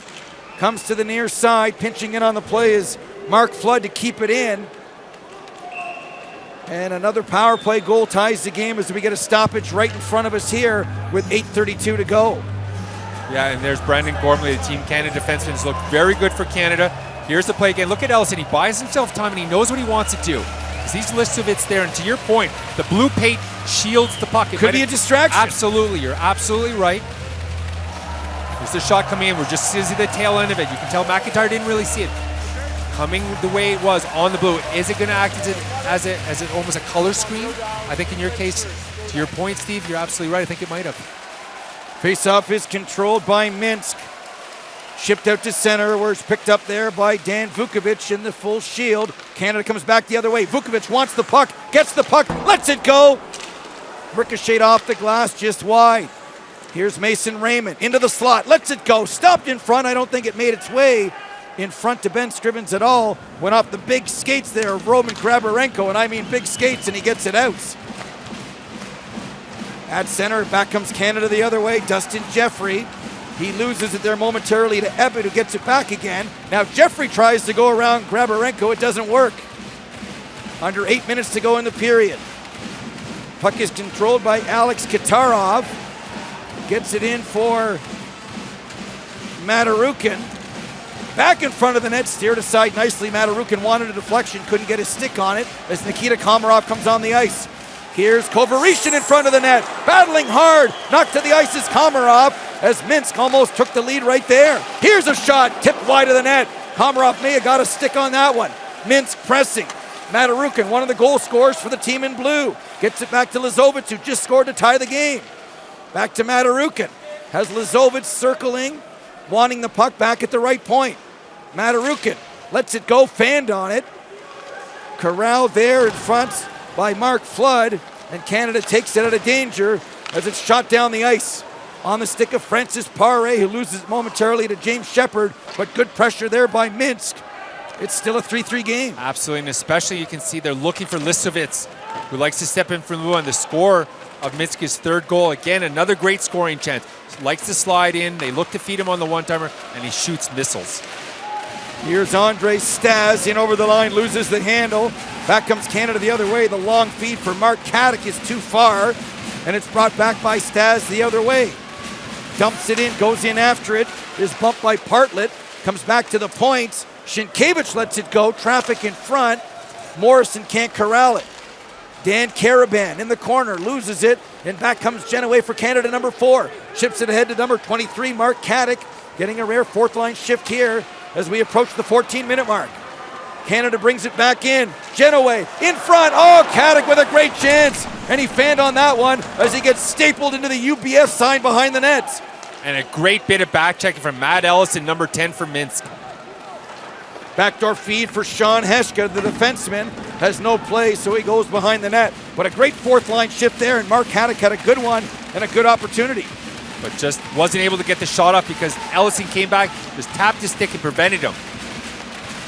A tap that's not a slash, but a tap that's a good defensive play, you're saying. In that case, it absolutely was. Rob Klinkhammer in over the line, offside. 3-3 with 5:35 to go. Great action. Drew McIntyre bending, but not breaking right there. Knowing he had to be strong in front of the net. That was Nikita Komarov, who's been really strong around the net. And there's Liskovitz again. The puck comes out to him. They know to look for him. He shoots bombs. He's a lefty playing on the right hand. A lot of one-time passes to him, and he likes to let it go from the blue line. There's the look at the legend Dave King, who's been part of the national program going back to 1983 through 92. Has coached in the NHL. He's coached overseas, kind of helping Luke Richardson and company here. Semi-retired, but loves the game so much. And don't be surprised if we see him back in the KHL at some point this year. McIntyre in over the line, shot just wide of the far post. Pinching in is Max Noro, number 56, who has a goal in the hockey game.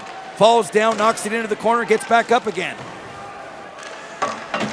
Big check on the near boards once again by Noro, the defenseman, who goes back to his spot and gets the puck at the point. Changes the angle, lets it go.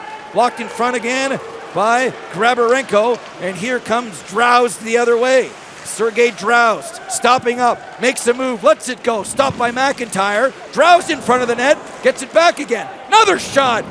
Fires it wide to the far side. Sergei Drowsed, the 32-year-old, has not scored so far this year. What an opportunity or two that he had right there. There's a shot.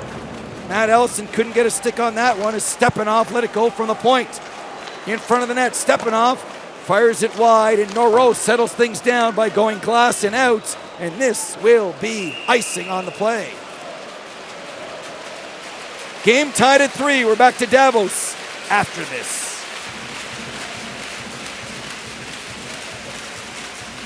Woo! I hate this.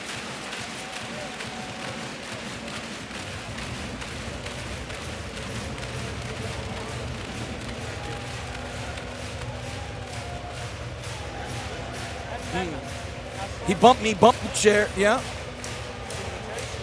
Think Bob Cole's living with that? All right. I'm okay though. I'm okay. You're already second. Good, right, man? Huh? Good, right, man? Yeah.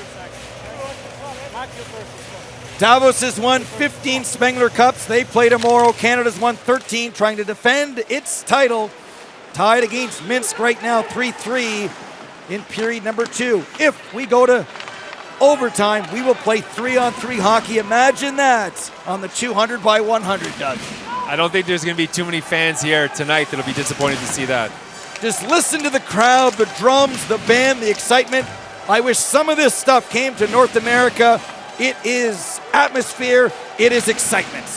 I think it's the best atmosphere in hockey. It's like a celebration here. I think the holiday season certainly has something to do with it, but the fans love their hockey up here in Davos, Switzerland. Here's DiDomenico losing it to former teammate last year, Matt Ellison, and Canada will start out again. And Matt Ellison, number 10 for Minsk, in my books, has been the best player for that Dinamo Minsk side tonight. Here's DiDomenico in on the forecheck. Nice reverse to Lizovitz. Starts it up here to Kovarishin. He has a goal in the hockey game. Kovarishin spinning. Gretzky delay, gets it to the near side to Chris Kenkel. Gets around McFlicker momentarily. Loose in front of the net. Corralled there by number 55, Dan Vukovic, the 30-year-old from North York, Ontario, 4 years at Michigan State. Canada brings it back the other way. Pouliot leaves it there.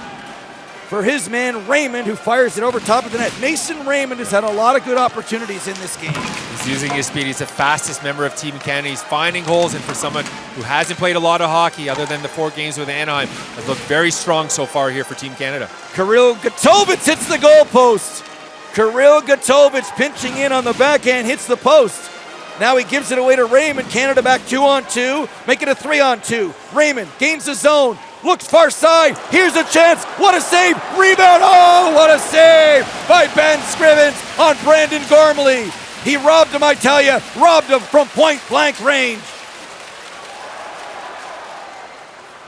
Puck comes back the other way for Matarukin, but he had to stop up because he was at the end of a shift. But what a save by Ben Scrivens. Canada almost made it 4-3. And Scrivens has been outstanding here in this period. You asked whether or not he was going to rebound after that first period, but he has been brilliant in the Minsk goal. James Shepard loses the handle. He's in on the forecheck, gets it back again. Under 2 minutes to go in the period. Leaves it for Francis Paré. Paré lets it go. Easily stopped by Scrivens. They cough up the puck momentarily. Pavlovich. And now it's controlled by Grabarenko, who's getting a lot of ice time here for the team in blue. Yeah, Grabarenko is the biggest player on the ice, number 92 for Minsk. A real force tonight on that blue line. Back comes Canada the other way. Francis Paré and over the line, stops. Gets it behind the net for Campbell. Just dribbles off his stick. In after it is Heshka, the defenseman. Back to Campbell behind the net. Gregory Campbell has a man in front. Looking backdoor for Flood, but he couldn't get him the puck. Corey Emerton, former Red Wing property, touches it. And there's another slashing call coming. I didn't see it, Doug, but it may be going to that guy, Andre Stas. It is going to Andre Stas, and we've talked about it repeatedly tonight. The guys have to manage their sticks. They're not getting away with any hooking or slashing. Stas the latest to go off on a slash. 9-year veteran, 28 years of age. And we're seeing a lot of parallel hockey with the stick. And if you do it in this game, the Swedish and Switzerland refs, we'll call it. We're seeing it tonight. On both sides. On both sides. Both teams have been guilty of it, and both sides have been called on it tonight. He's not letting any of it go. And I like that. You've talked about repeatedly how you want to see the taps being taken out of the game. Well, we're certainly seeing that from the referees this evening. There's the linesman talking to Dustin Jeffrey on the face-off. It's a rugby scrum controlled by Minsk, and Sergei Drowse gets it down the ice. Face-off's so vital. You win that draw, you gain possession, but instead, Minsk winning that draw, gain possession of the puck, clear the zone, forces Team Canada to regroup, and then start this break. But you can see right here, Minsk is lined up perfectly on the blue line. Max Nero gets it in for Gormley. They tried to shoot it in once they gained the zone, and the whole play was a discombobulation. And they really didn't know what they wanted to do. There wasn't enough speed through the neutral zone, as I mentioned. Minsk was perfectly lined up 4 across the blue line. Andrew Ebbett gets it in. Dustin Jeffrey giving chase. Ebbett chips it back behind the net, and it comes back to the left point now. Gormley gets it into Ebbett. Ebbett back to Max Noro. In deep here for Dustin Jeffrey. Under 25 seconds to go in the period. Jeffrey loses the handle, goes into the corner. Sienkiewicz gets it to the line, bouncing, kept in nicely by Gormley, but he gives it away, and now it's shot down the ice as time is winding down. Couple things there. You can see the lack of organization, 1 or 2 practices, not enough time to form a power play, and the ice is bad right now. Passing is a real difficult thing for them to do, especially in close. There's so much snow on the ice. One of the areas that they definitely have to work on for next season in the tournament, and I hear they will, is cleaning the ice a few times during the period, similarly how they do in the National Hockey League. Canada will have an abbreviated 46-second power play to start period number 3. This game is tied 3-3, thanks in part to Ben Scrivens, who looked very good in the period for Minsk. Lots still to come here with our second intermission in Vic Router. Then we're back with third period action. You're watching the Spengler Cup live from Davos.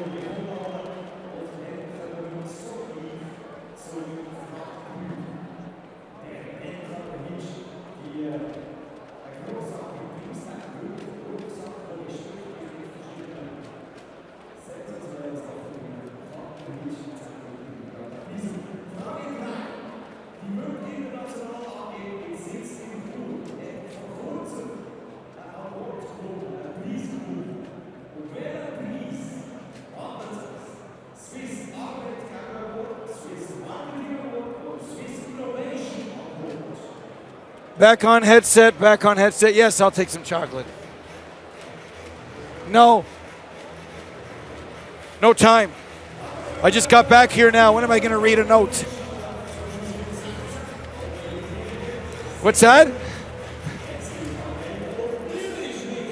I promised that guy an autograph, so I delivered. I'm a man of my word. I will read your note right now. I think I got a heads up. I talked to Phil.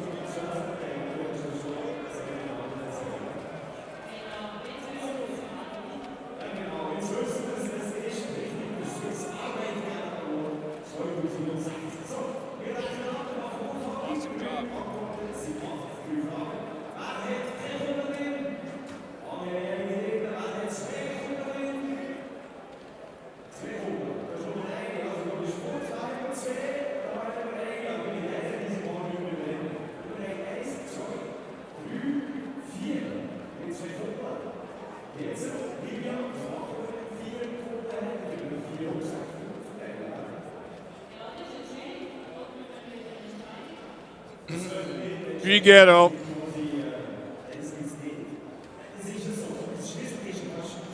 Who's the guy beside us?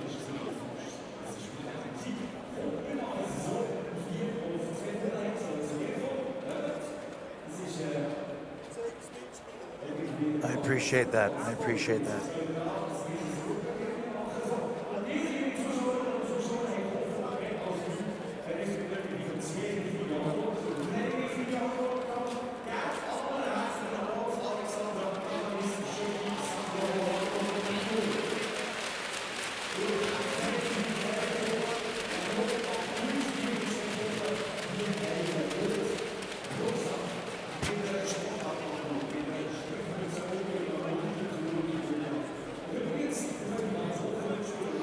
Figueroa.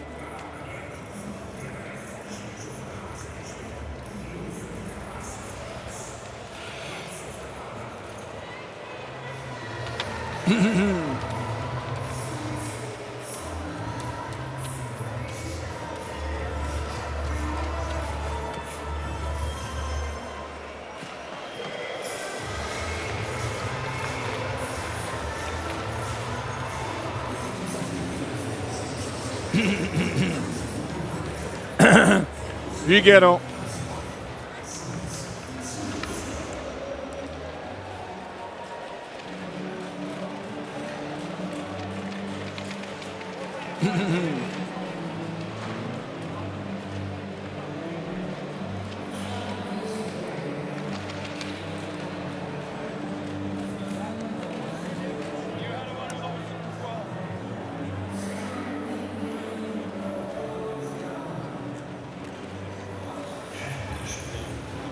Remember, I got to go down and get my stuff after it's on the other side. Yeah, I know. I think we're doing. We might be doing post. I don't have a time. I'm not doing post. We There's gotta- no post. no. There's no post. No post tonight. No post. Okay.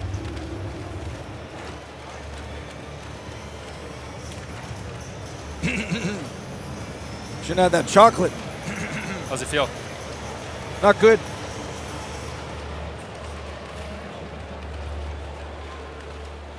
Figueroa.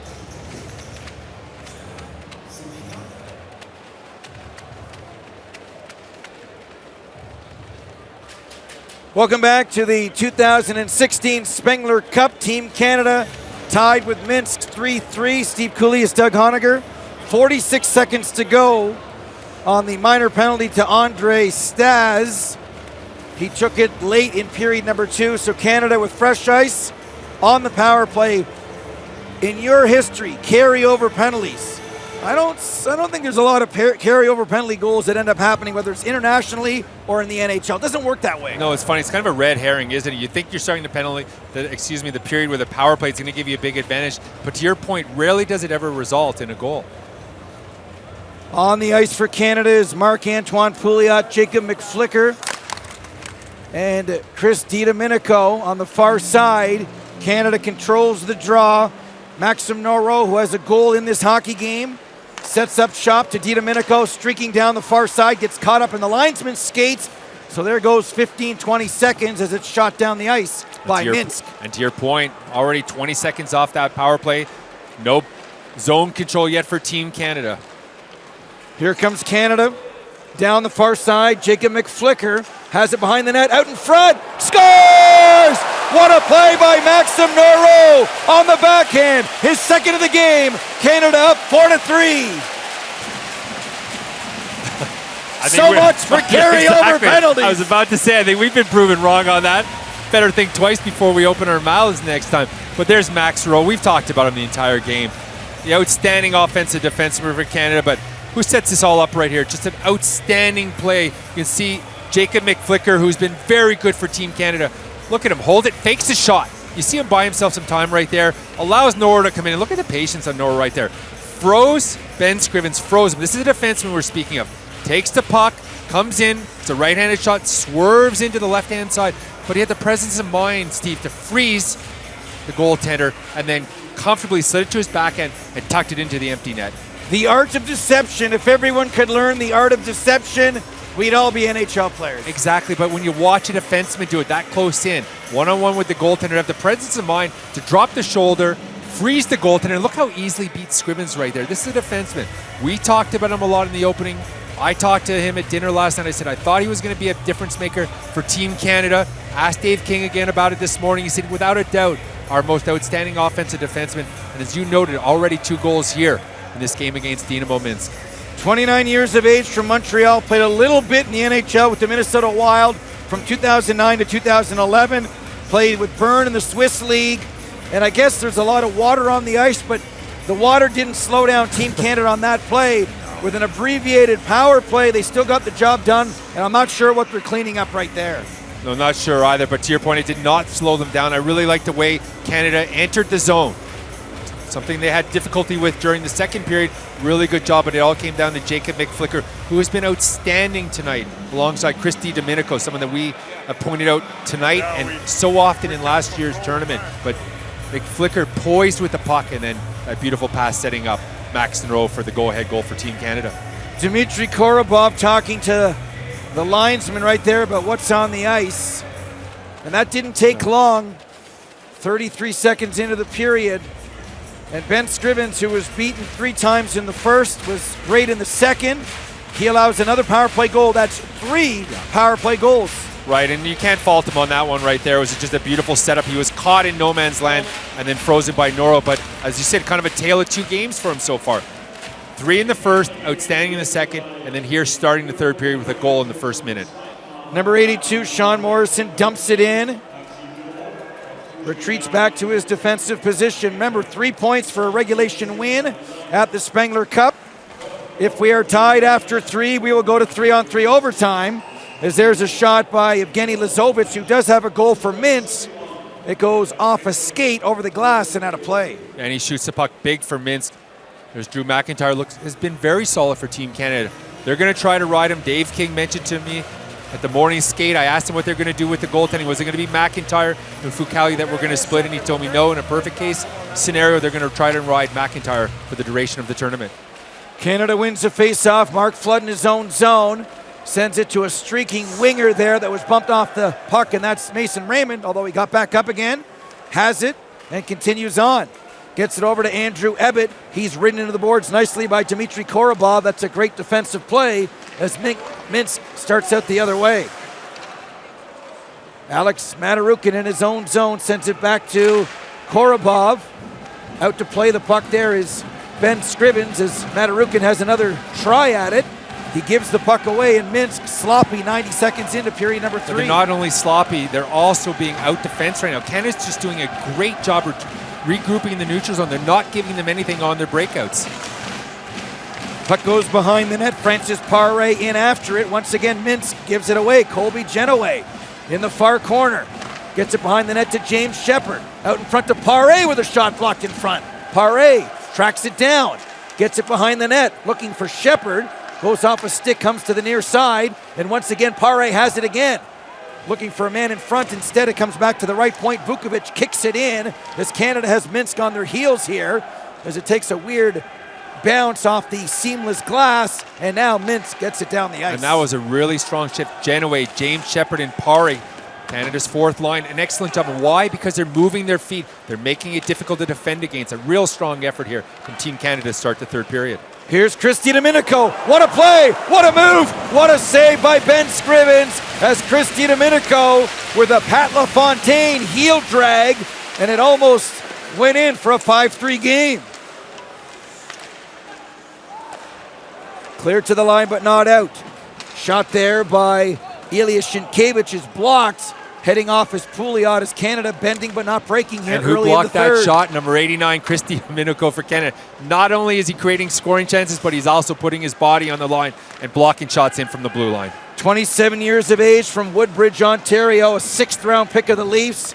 He's played in the Q, the East Coast League, AHL, Italy, and maybe if not for the injury you alluded to briefly in the first period, he would have had his NHL chance. And he's one of those guys that people at home don't know until they see him here at the Spengler Cup, but he represents Canada so well, and he is a very integral part of this team.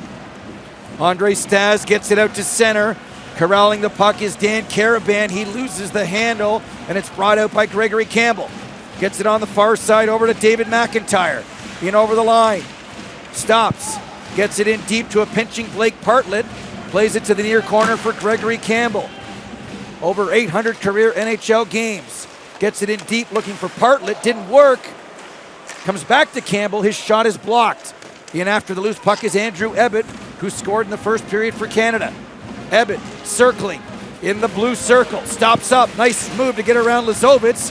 Looking for Bartlett as the crowd's right into it again. Listen to the crowd here at the Valence Arena. Making noise. Canada up 4-3. Here's a chance by Raymond. Loose in front is knocked away and brought out there by Caravan as Canada buzzing once again. And Canada's in great movement. Really like that shift from Team Canada's defenseman number 7, Blake Bartlett. Nice job of finding the seams. Likes to pinch in. Seen some good offensive skills from this young player. Raymond gets the puck in deep where it's corralled by James Shepard. He got the feed from Heshka. Shepard leaves it behind the net to Francis Paré. Paré tries to cycle it in deep, goes off a skate, bounces to Sergei Drowse, and he gets it out and down the ice. Kovarishin bumps his man to the ice, that's Mark Flood. And it comes to the near side for Colby Genoway. Up to Shepard, he's got Paré streaking, he can't get it to him, but he does a nice job to get it in deep, then heads to the bench. Absolutely great second effort by Shepard there. Fanned on the pass to Paré, but stayed with the puck and got it deep into the Minsk zone. Back the other way is Rob Klinkhammer. His backhand went over top of the net. Klinkhammer back to the point, kept in at the line. Comes to the near side to Chris Kenkel. There's a shot. Stopped by McIntyre, steers it into the near corner where Pouliot passes up to Paré. He's at the end of a shift. He chops it in and gets to the bench. Excellent job from Canada. Look, you can see how well disciplined they are right now. If they don't have an offensive opportunity, the puck goes deep, they immediately regroup in a defensive posture. Nice job so far here in the third by Canada. Here's Matt Ellison. In over the line, centers it off a skate, stepping off, couldn't get a stick on it. He does leave it there for Ellison. Far corner, centers it. Morrison tries to get it out, he can't. Klinkhammer back to the point, his shot goes off a skate and into the corner. Pucks aren't getting through from the Minsk blue line because Canada's got exceptional positioning in front of the goal. Pouliot chips it out to center ice, McFlicker giving chase. As we approach the 6-minute mark, do you think Canada will go into a defensive posture, all things considered, Doug? No, I don't think so much a defensive posture. What I think they're going to do is regroup quickly defensively when they lose the puck. We've seen it throughout here in the first 7 minutes of the third period. Canada doing a great job in 2 phases. One in the neutral zone, and second, clogging the middle of the ice in the defensive zone. They're not not allowing pucks to get through from the blue line. Here's Korobov in over the line, goes to the net and scores! Dmitry Korobov on a give and go. All of a sudden, we're tied again. It's now 4-4.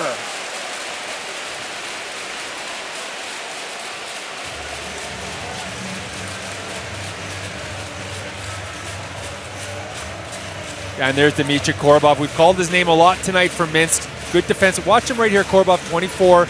Comes in, just slides it through him, and then look at what he does.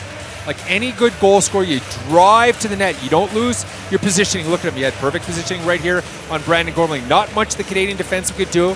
Korobov had him on the inside, and that's a difficult play for the Team Canada goaltender, Drew McIntyre. When the deflection comes in off the backhand, difficult to gauge where that puck is going. In this case, it got by him for Minsk's 4th goal, but a real nice job starting it and then finishing from the Minsk forward, Dmitry Korobov. Korobov read the play and then finished it off. So we're tied 4-4 with under 14 minutes to go in regulation time. Just remember, if we're tied at 4 or 5 or 6, we will play some 3-on-3 hockey here at the Spengler Cup. Canada taking on Minsk. Canada led at 1.3-1. There's a sharp angle shot.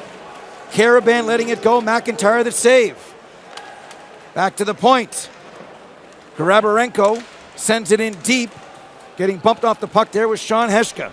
Comes to Dustin Jeffrey near side, and he carries it out to center. 2 goals in the hockey game for Maxim Noreau. He made it 4-3 early in the third on the power play. But you just saw Korobov with a great deflection, and we're tied 4-4 here in Davos. Stepping off far side, keeps it in. Loses it to Noreau. In to help out there is Shepard. Plays it near side for Colby Genoway. Long lead feed by everyone, including Francis Paré. And icing is the call with 12:21 to go. You can see the momentum changing slightly after that goal, as so often happens. Look at this, the giveaway right here, and there's Korobov, stays with it. The give and go, but look, he gained position on Gormley right here. Difficult for Gormley to get the inside track. Korobov used his body to shield him away, and they got the tip of the stick out on the backhand deflection. 4-4 is the score. Face off to the left of Drew McIntyre. Drafted by Detroit in 2001. Klinkhammer with a shot, and it goes wide. He's part of the Croatia club in the KHL this year as well. With a .920 save percentage, he is having a good year.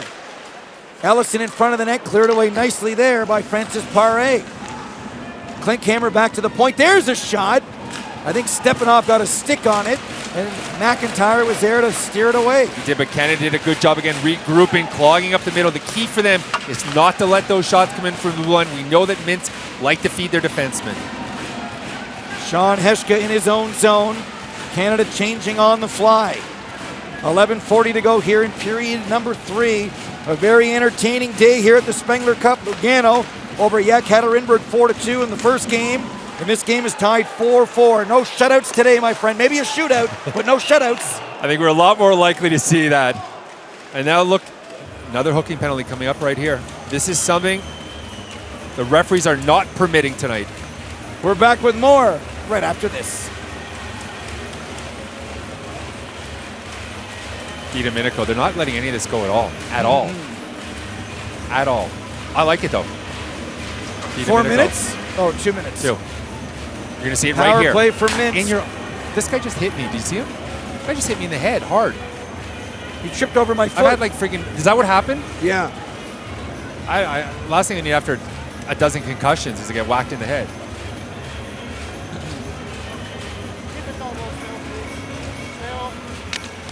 Power play for Minsk. 4-4 is the score as Canada gets it out and down the ice. We have a 0 tolerance right now on any stick infractions, my friend. And it's hit both teams.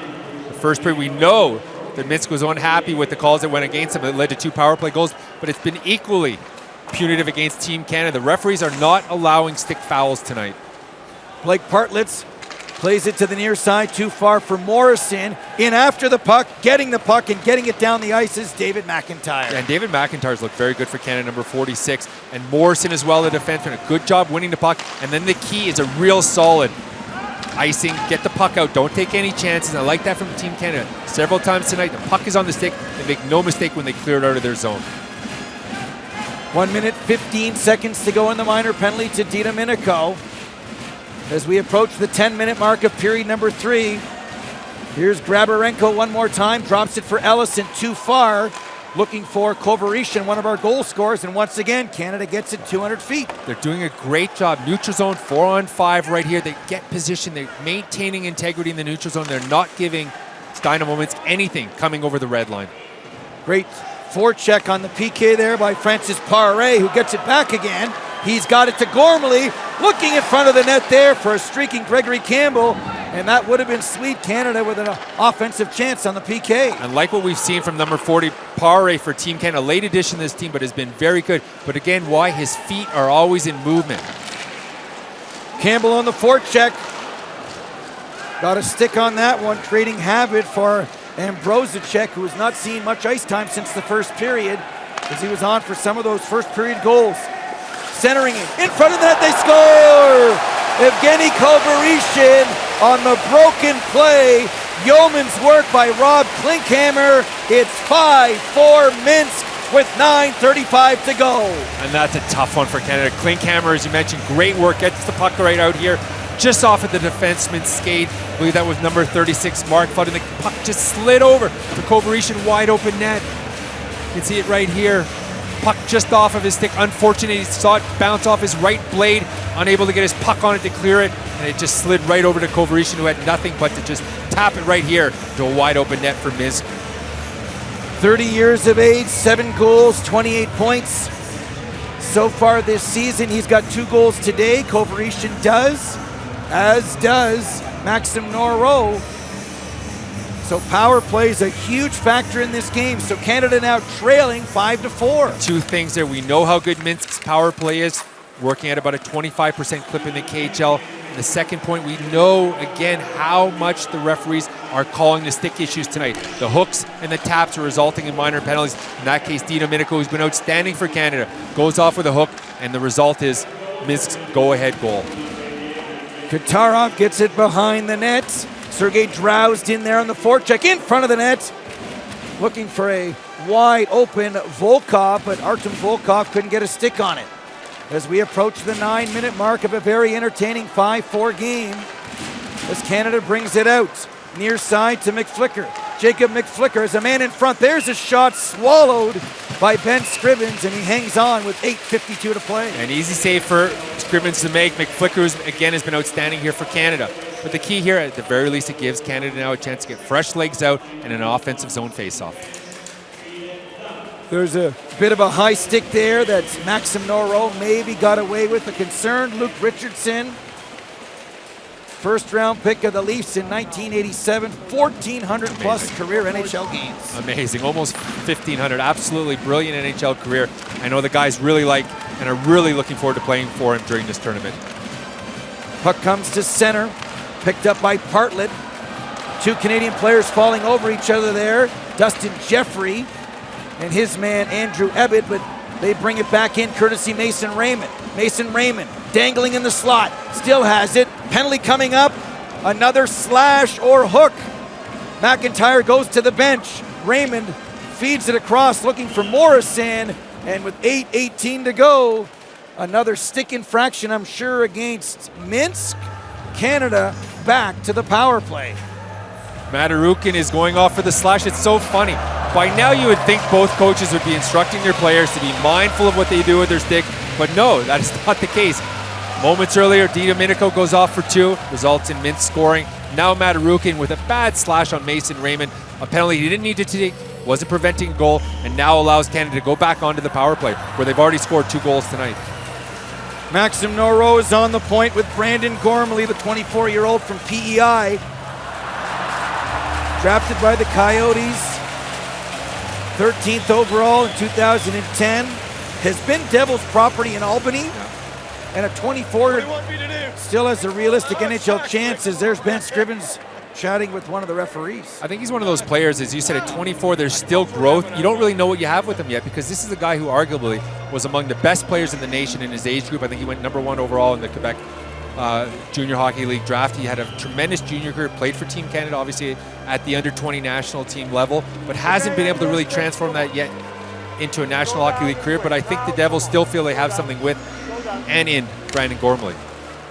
Marc-Antoine Pouliot wins the draw. There's Max Norro, gets it to Pouliot. Side of the net, Dinamo Minsk walks right in, but doesn't bury it, as Scrivens maybe got a left pad on that one. He did. He made a big save. He came out and blocked the angle. A real nice job of Dinamo Minsk coming off his forehand and getting that scoring opportunity. Gormley to Pouliot. There's a shot blocked. Cleared to the line and out, as it was tipped by Volkov down the ice. And those shots, when a guy pivots into the center of the ice, are difficult because both teams doing a good job of clogging up the middle in front of their respective goaltenders. Jacob McFlicker in on the forecheck. Gets it behind the net to Dinamo. Chris Dinamo near side for Marc-Antoine Pouliot. Back to the point to Brandon Gormley. Gormley, give and go far side, gets it back again. There's Norro with a shot, and I think Scrivens got a glove on that one. comes to the line but not out. It goes into the bench. We get a stoppage with 68 seconds to go and the man advantage. He did, and that's not what they want for Canada. That's not, you're shooting so far away. That was a long pass, difficult, but here's the Domenico play. Looking to the poise, and then he pivots across, leans on his right foot, but look at Scrivens play big in the goal there and made the save in the Minsk net. 144 NHL games for Ben Scrivens. Toronto, LA, Edmonton, and Montreal. It didn't go well in Montreal. He's gone to the KHL, and it's gone very well for him so far this season. He's had a fantastic season in Minsk. He's arguably their most valuable player during the first half of the season. Mark Caddick on the power play. Number 23 has the puck now. Max Nero stays on for the entire 2 minutes. He's got 2 goals as a defenseman in the game. Mason Raymond spins away from Grabarenko. Comes to Dustin Jeffrey. Back to the point to Caddick. To Noro. Gets it in deep here for Raymond. Number 21, Mason Raymond. To Max Noro. 35 seconds in the man advantage. 5-4 Minsk leading this one. Here's Caddick. To Noro. Lost the handle. Gets it back again. Under 30 seconds in the man advantage. Max Nero from the circle. Back to Mason Raymond with a shot. Fired it wide. Corralled here by Grabarenko. Not out. It may have hit the mesh. It hit the netting. We get a stoppage. 17 seconds in the power play. Very fortunate for Minsk that they called that down. Nora would have had a perfect opportunity. The puck came bouncing to him off of the mesh, the careening off the mesh right to his stick. It was on the top of the circle. It would have been a great scoring opportunity for the Team Canada defenseman. Canada keeping things positive on the bench. Domenico is back out there with McFlicker and Pouliot. McFlicker gets it back to the point for Mark Flood. Near side for Pouliot. Marc-Antoine Pouliot at the circle. Under 10 in the power play. Domenico, Pouliot, shot, save, rebound. Domenico waiting, heads to the net, wants the puck, but he can't put it in as the power play's over. Canada works it around nicely, but cannot score. No, and I like what they were trying to do there. Pouliot was, look, you're going to see the give and go right here. He's going to drop. This is Domenico. He's got Pouliot right there. The puck later on comes right back to him. You're going to see right here. There's Domenico. Throws it down to Pouliot, then drives the net. He's looking for the give and go pass, but a nice job of Ben Scrivens reading the play and then catching that saucer pass. We've talked about Chris Domenico's had his chances in the game. Couldn't score there. 6:16 to go. Time a factor so far. If we're tied at 5 or 6, we will go to overtime as we approach the 14-minute mark. 5-4 Minsk, and they bring it out to center. Sergei Drouzd in over the line. Battling with his man, Blake Partlet near side. David McIntyre helping out as well. Shot there by Grabarenko is way wide on the near side. Back behind the nets. Drouzd cycling the puck. Every second that ticks away is a bonus now for the visitors. Scores! Sergei Drouzd did it all by himself. That could do it. 6-4 Minsk is the score.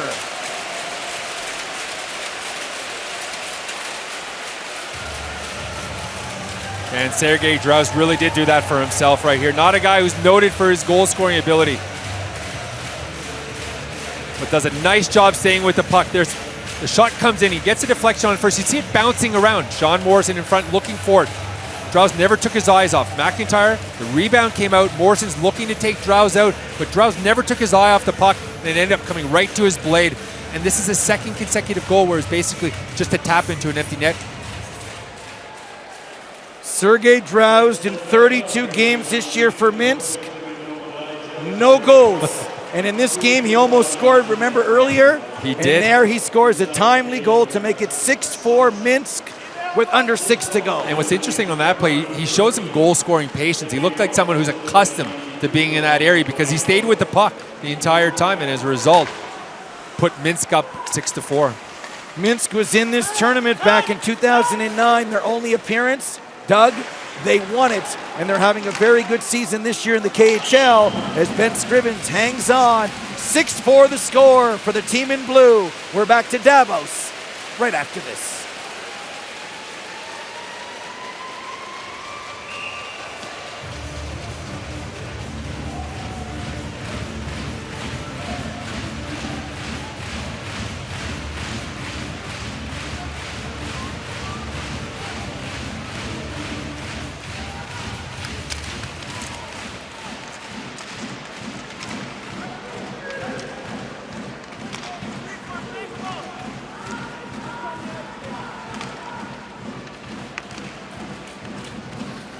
We are live from the Vale Ant Arena here in Davos, Switzerland. The 2016 Spengler Cup, 6-4 for Minsk with 4:44 to go. Honegger's hunches, how is it going so far? Well, I think number one, I've been pleasantly surprised. I thought Canada was going to have a difficult entry into the game. That's been quite the opposite. They played very well in the first period. They had more of a difficult time here in the end of the third period. I thought that Minsk would have an advantage again beginning of the game because, as I noted in the opening, it was their 50th game of the season, whereas Canada's only had a practice and a morning skate. But again, I thought that Canada acquitted themselves very well. Where I do think we're starting to see a difference has been the excellent play here in the third period with Minsk goaltender Ben Scrivens, who's definitely been a difference maker here for this team. Minsk is 25-14-3 this year for 73 points in 42 games. They are second in the Bobrov division and have played very, very well. And we talked about some of the key players on their team so far. They've had contributions from a lot of their key forwards, creating chances and not giving up too much defensively. No, and you know what I've been impressed with is they've really stuck to it. They were down 4-3, and we sort of felt that the game was tilting in Team Canada's direction. But they didn't give up. This is a team you can tell is patient. They have a lot of confidence in themselves. They fought back to tie it up 4-4, and since then scoring these two goals, the fifth and the sixth, to potentially put this game away for them. But what I liked about them is the confidence they displayed. They never deviated away from their game plan. And to me, that's a sign of a very well-coached team, which they are under the direction of Craig Woodcroft. And you saw the emotion of Craig Woodcroft on that goal by Drowse that made it a 6-4 game. Remember, he wasn't happy with the officiating. They had a chat. Did that settle the game down for Minsk? I thought that was a really interesting move because I think it got into the referee's heads. Although he's been pretty equal about calling the stick fouls on both teams, what Woodcroft did there was to remind him, look, you call this twice. It resulted in 2 Team Canada goals on the power play. Don't forget the other side. And what happened after that? 2 consecutive penalties against Team Canada. So I think Woodcroft was able to play the referees to his advantage. When you lose a game, people talk about making changes. Could we see Zach Fucale in the next game for Canada, considering they lost 6-4? And Fucale, highly touted World Juniors, second-round pick, everything else. Could this be the time for a change? You know, if you would have asked me at 4-3, the answer would have been no. But obviously, 3 goals here in the last, 7 or 8 minutes, that changes things, and it sort of changes the calculus of the coach's decision. If you pull McIntyre before the game tomorrow night against Davos, what does that do for his confidence going forward in the tournament? If he's the guy that you really do want to depend upon. He makes a nice save there on a screenshot from the point. It is Davos tomorrow for the loser of this game. If you think it's loud tonight, Davos has a chance to put Canada in the 0-2 hole if Canada indeed does not come back here and the 2 teams go at it tomorrow, Doug. It is, and don't forget, Davos is going to be fresh. It'll be their first game in the tournament. Team Canada will only have a 24-hour turnaround before playing the hometown favorite. And as you said, this arena will be hopping to see Canada Davos. Davos has won 15 Spengler Cups, Canada 13 since its inception in this tournament back in 1984. Mason Raymond on a solo dash loses it, and I think he took that puck in the throat area as it was fired right at him by Nikita Komarov. We get a stoppage. 2:01 to go. Is it time to think about 6 attackers in a 6-4 game now? I think if the faceoff was in the offensive zone, the answer to that question is absolutely yes. But give some thought right now. You can see McIntyre just took a look at the bench. He's going to be keenly aware when he gets the call, but if the puck goes deep, I think you have to start thinking about getting McIntyre to the bench as quickly as possible. Faceoff controlled by Minsk. Sienkiewicz gets it to center. Canada chips it back in again, and there's the defenseman. Max Noro going in after it. McIntyre to the bench. 6 attackers. It's shot down the ice by Minsk, and we will get icing with 1:44 to play. And that was a bad icing for Minsk. Nobody on him. I think that was number 71 that iced the puck there. That's Pavlovich, who's played a good game, but you know what? Felt a little bit of pressure, although there really wasn't a lot iced in it. Now what does it do? It gives Canada that all-important offensive zone face-off, 6 against 5. This is where Canada, obviously it's a cliche, but needs to take advantage of this opportunity. 1:44 to go. Face-off to the right of Ben Scrivens, who had a tough first period, has given up 3 power play goals in the game, but has a chance to win it here and shut the door in the final $1:44. On the face-off, Andrew Ebbets. Face-off controlled by Minsk again. Sienkiewicz off the draw, gets it to Kenkel, and into the empty net it goes from 175 feet away. That will do it. 7-4 Minsk. They win the draw and seal the deal, officially getting the goal, Nikita Komarov. I was not expecting that at all. They're up by 2. Komarov could have easily just saucered the puck out. I don't know if Craig Woodcroft, I think he likes it now because it went in the net. I don't know how you'd feel if right here, you're going to see the puck come right out here to Komarov. Just a chip. All you're looking for there is a chip. But instead, he blindly turns around, pivots about 120 degrees, and rifles it 170 feet Bullseye. right in the middle of the net. It's one of those plays afterwards, you're like, what a great play by Komarov. But if that's an icing, it comes back and allows Canada a chance to score, to get back into this game, I think you're looking at it slightly differently. Remember, the score was 3-3 after period 2. Canada scored, and now 4 unanswered goals by Minsk to take a 7-4 lead and puts pressure on Canada tomorrow against Davos in what will be a must-win game. Right, and this is where you see a team that hasn't played together. They don't have the chemistry. They don't have the confidence to build upon the way Minsk has. Minsk, the team, their 50th game of the season, you could really see that play to their strength today and allowed them to stay with their game plan, get back into the game. And now, as we've seen, as you rightfully noted, Steve, 4 goals here in the last 10 minutes. Once again, McIntyre goes to the bench. Kirill Gotovich has it. He chips it to center ice. We're under a minute to play in a 7-4 game. A game that Canada led at one point 4-3 on a power play goal early in the third. And we're going to get a roughing penalty here to a frustrated Chris DiDomenico as he goes to the box. And let's give Minsk credit. They turned the game around here in the third period, and they've never looked back. They certainly have. I give them full credit. At 4-3, I really thought that Canada was starting to take control of the game. But what happened? A quick tying goal by Minsk. They never lost their composure. That's a sign of a confident team. Again, a sign of a team that is very well coached. I talked about it in the opening about attention to details, and that's exactly what they did. They paid attention to those key details, like positioning, like staying in the game, like not losing their composure. And that is what allowed them to come back in this game and eventually go up by a score of 7-4. So it's another power play for Minsk to finish the game, and they'll probably spend most of the time at ragging the puck and killing the clock. 4 third-period goals, 2 goals by Evgeny Kovarishin. He had a good game, as did Alex Matarukin. And how about Sergei Drouzd? His first goal of the season comes in the Spengler Cup. You know, but the funny thing is we called him a couple times with good scoring chances. I think Drouzd probably had more scoring chances tonight than any other game this season. 20 seconds to go in regulation time. Firing that puck once again, Roman Grabarenko whistles it wide. Ben Scrivens tees it up. One more rush here for Minsk. Fans making some noise, and Minsk will be full credit for their victory in Canada's and Minsk's tournament opening game. There's the horn.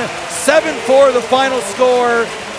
Canada in a must-win game tomorrow against Davos right here on TSN. And what you saw tonight, this is the difference between a team, an experienced team in the KHL playing against Team Canada that has had no practice, had difficulty at different times of the game, and we saw their lack of cohesion.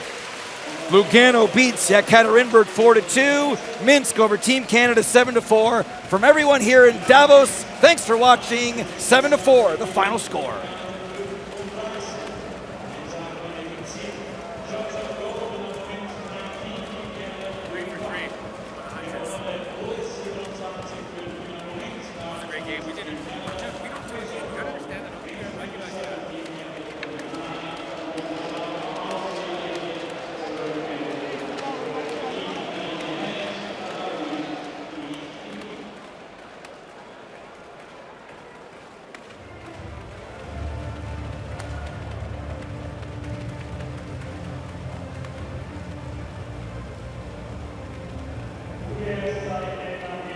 Okay, thanks, guys. We'll meet you at